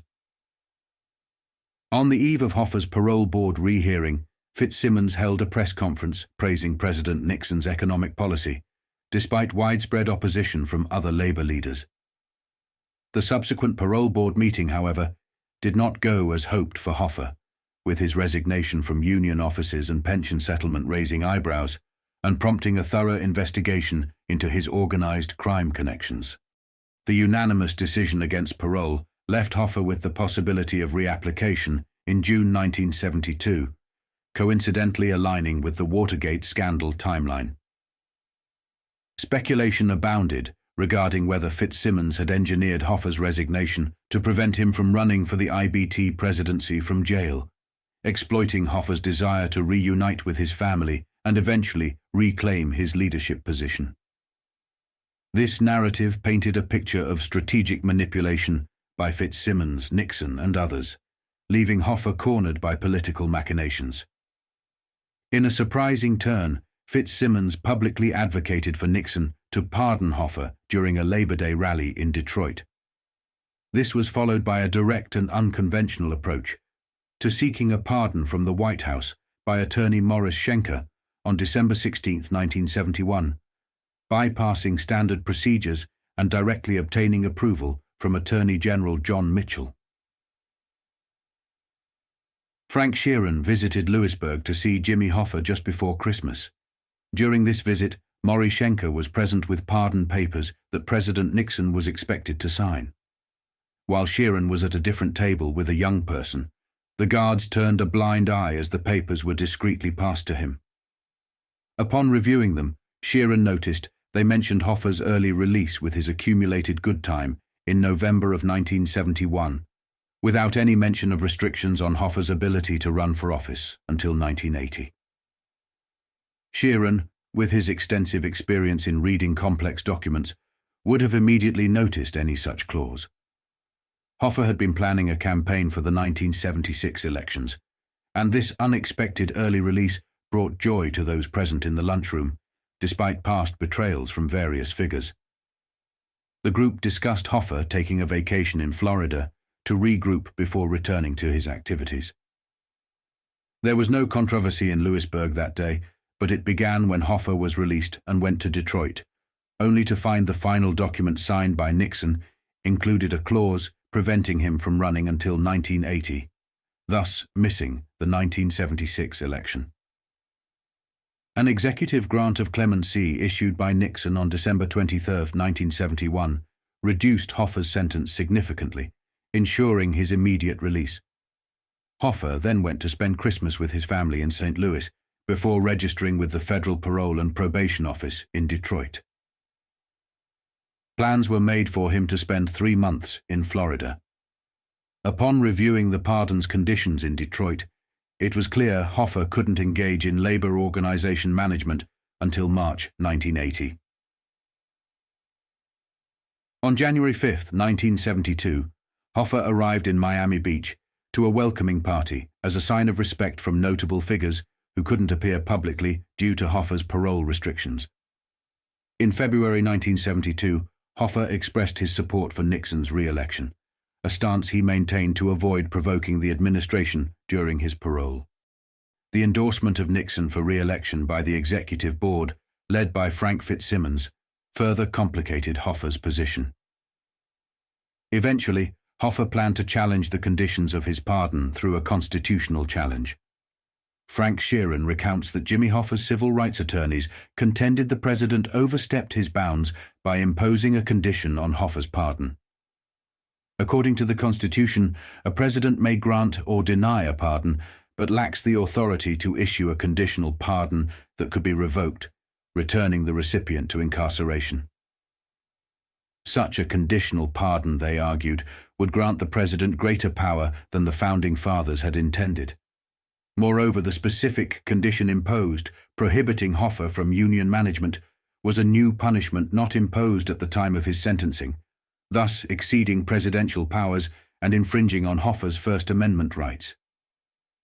Despite his disdain for prison and concern over closer parole supervision by the Nixon administration, if he pursued legal action, Hoffa chose to wait until his parole expired in March 1973, before taking any action, allowing Frank Fitzsimmons, for the moment, to breathe easier. The controversy surrounding how the restriction was included in Hoffa's pardon led to various accusations within the Nixon White House. John Dean, White House counsel and a witness in the Watergate scandal, claimed responsibility for inserting the restrictive language at the last minute, believing it to be prudent legal advice, given Hoffa's verbal commitment to abstain from union activities until 1980. Other figures implicated included Charles Colson, special counsel to the president, known for overseeing the Nixon administration's enemies list. Dean also implicated Colson in initiating an IRS investigation into Harold Gibbons, a Teamsters executive board member who had not endorsed Nixon, suggesting political retaliation. Hoffa, in a deposition, explicitly blamed Colson for the restrictions on his pardon, though Colson, during the Watergate hearings, refrained from discussing the matter in depth, despite admitting to discussing the pardon with Fitzsimmons. After leaving the White House and before his incarceration, Colson transitioned back into private practice, securing a lucrative legal contract from Fitzsimmons, which had previously belonged to Edward Bennett Williams. This change guaranteed Colson a significant retainer.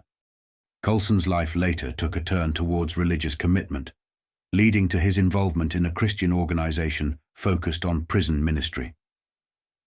Sheeran also reflects on Hoffa's determination to avoid further imprisonment. Drawing from Hoffa's own words in his autobiography, Sheeran highlights the harsh realities of prison life as described by Hoffa, underscoring Hoffa's resolve never to return to such conditions, where inmates are dehumanized and given no consideration for their future post-release. This was all written about in Time magazine Monday, June 14, 1979. For weeks, top Teamsters had been nervously waiting. Would their tough little boss, Jimmy Hoffa, run for the presidency of the union again, even though he is still serving a 13-year sentence for jury tampering and pension fund fraud in Lewisburg, Pennsylvania Penitentiary? Last week, the word finally came down. He would not. Making the announcement in the Teamsters' ornate Washington headquarters, Hoffa's son James, a Teamster lawyer, said that his father was bowing out in favor of the union's acting president, Frank Fitzsimmons. Plainly relieved, the Teamster Executive Board voted unanimously to support Hoffa's choice, who will have no trouble getting elected at the union convention that begins July 5th in Miami Beach. After Hoffa's latest bid for parole was turned down in March, some of the Teamster leadership begged him not to try to run for office from prison. The union had been slowly recovering from its bad publicity and did not want to see it start all over again. Hoffa, however, did not base his decision on any such selfless consideration as the welfare of his union. The Washington Post alleged that the Teamsters offered him $100,000 a year for the rest of his life if he gave up the presidency. Payments will begin when he is released from jail. As part of the deal, his ailing wife Josephine will keep her $40,000 a year job directing political activities among Teamster women. Young Jimmy reportedly will be named General Counsel of the Union at $50,000 a year. A Teamster official denied all. Hoffa was also convinced by his lawyers that he would have a much better chance to be paroled if he surrendered the presidency. All sorts of people have been angling for his release, offering to make bizarre deals in his behalf. Last December, a petition seeking his parole was sent to the White House with some 250,000 names. Probably no one has worked for him harder than William Loeb, arch-conservative publisher of the coincidentally titled Manchester, New Hampshire Union Leader, which once received a $2 million loan from the Teamsters Pension Fund. Only last month, the union leader broke a murky story that Edward Partin, the Louisiana Teamster, whose testimony helped convict Hoffa of jury tampering, had repudiated what he said in court. But there has been no confirmation of the story from either the Justice Department or Partin. An arrangement. The day before Hoffa's decision was announced, Loeb met with U.S. Attorney General John Mitchell. The timing was purely accidental, the Justice Department insisted. Loeb had asked for the meeting a month ago. but it gave rise to the conjecture that the administration was making some sort of arrangement with Hoffa. An ardent supporter of Nixon in 1960, Hoffa could be useful to the president if he were released before the 1972 election. Despite his imprisonment, he is still worshipped by the rank and file of the Teamsters, which has become the nation's largest union, with some 2 million members. What Hoffa says still counts with the Teamsters. The decision about whether or not to release him rests, of course, with the Federal Parole Board, which has a Nixon-appointed majority. The board said that it would not review Hoffa's case until next spring, but it can reopen a case within 90 days after rejecting an applicant. That means that Hoffa might just possibly be released this month. Fair game. The man nominally in charge of the Teamsters is the opposite of Hoffa. Where the stocky Hoffa was brusque and imperious, the portly Fitzsimmons is amiable and accommodating. Serving 30 years in Hoffa's shadow, Fitzsimmons learned how not to offend, so much so that he has allowed Hoffa's highly centralized power to slip back into the hands of the district vice presidents. At the same time, the union has grown faster than ever. While other U.S. unions have had trouble maintaining membership, the Teamsters have continued to recruit not only truckers, but also office workers and airline stewardesses. It is hard to imagine that Hoffa, now 58, will keep hands off this flourishing empire when he gets out of prison. He is not the kind to take orders from the man who was once his protégé. Hoffa, in fact, will still retain a Teamster title or two. While in prison, he was elected head of the Michigan Conference of Teamsters, as well as president of his hometown local in Detroit. No law bars him from assuming these posts once he is out of prison. From there, it might be only a short sprint back to the summit. On June 28, 1971, Joe Colombo, the mob boss of the Colombo family, was shot. The incident didn't lead to his immediate death. The shooter, an African American, was deceived into believing that the attack would be a straightforward task with an easy escape route. However, the reality was starkly different. Colombo was heavily guarded, making the attempt to shoot him a seemingly insane act. Yet, the gunman was driven, perhaps by desperation or a slim hope of succeeding against all odds. There was, in truth, no escape plan. Amidst the chaos, as the first shots were fired and Colombo was hit, another sequence of gunfire erupted. The man who had attacked Colombo was immediately targeted and killed by someone within the crowd, tasked with this specific action. This method of using a misled individual to carry out such an attack, only to be eliminated immediately after, is referred to as the Louisiana Patsy strategy. This event was a pivotal moment that would later influence significant underworld figures, setting the stage for further downfall among notorious individuals like Jimmy Hoffa, Sam Giancana, and Johnny Roselli. In 1970, the United States introduced a new law in response to the ineffectiveness of previous efforts to combat organized crime, which had unexpectedly worsened the situation. The new laws fixed that situation.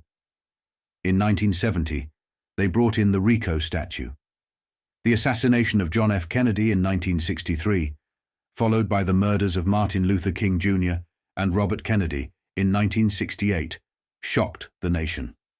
These leaders, pivotal to civil rights and anti-corruption efforts, were eliminated, highlighting possible connections to organized crime, particularly in the South. Public outcry demanded action, yet solutions seemed elusive, with potential reforms quashed or ignored.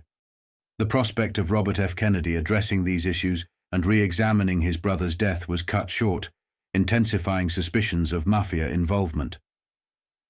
When Jimmy Hoffa was released in 1971, amidst the unfolding Watergate scandal, faith in government reached a nadir. Leaks from the CIA and FBI revealed collaborations with the mafia to target Castro during the Kennedy administration, underscoring the deep entanglement of organized crime and government agencies. A turning point came with a new witness in the Kennedy assassination case, providing testimony that aligned with autopsy findings and reinvigorated investigations. New testimonies emerged that prompted a re-evaluation of the Kennedy assassination, particularly with fresh insights on the murder of Officer Tippit by Lee Harvey Oswald. Previously, witness accounts did not fully align with the details of the event. However, a later witness came forward, providing a description that matched the autopsy results of Officer Tippit precisely, detailing the exact locations of the shots. According to this witness, after Oswald shot Tippit and saw him fall, he turned back to shoot again, ensuring Tippit was dead, even though Oswald had the chance to flee. This act seemed driven by Oswald's need to eliminate Tippit as a potential threat, ensuring his own escape. This compelling new testimony led to the initiation of a new investigation, known as the House Select Committee Hearings on Assassinations. By 1972, Jimmy Hoffa, no longer supported by organized crime, decided to confront corruption within the unions and challenge the mob directly. This was a departure from his earlier stance, reflecting a determination to fight against the very threats Robert F. Kennedy had warned him about years earlier. In 1972, the tension between Jimmy Hoffa and organized crime was palpable. Hoffa, known for his boldness, openly challenged the mafia, disregarding the risk of wiretaps and surveillance that were rampant at the time. His frank discussions about corruption, the Teamsters Union and mafia ties exposed the uneasy alliance between the union and organized crime. Despite the public's growing awareness of the mafia's existence, mafia bosses continued to deny any organized crime presence in the US, adhering to a strict code of silence. As Europe and other regions began to recover from World War II and compete in industries, including car manufacturing, Hoffa saw the industrial working class's way of life under threat. He believed the mafia's corrupt image and its political alignments were alienating the youth of America, making the Teamsters appear as part of the establishment. Determined to regain control of the unions and elevate the Teamsters, Hoffa, with the aid of his close associate Frank Sheeran, who acted as a bridge between Hoffa and the Underworld, faced violent opposition. Their quest was marked by vehicle bombings, shootings, and kidnappings, as both sides suffered attacks on their families and associates.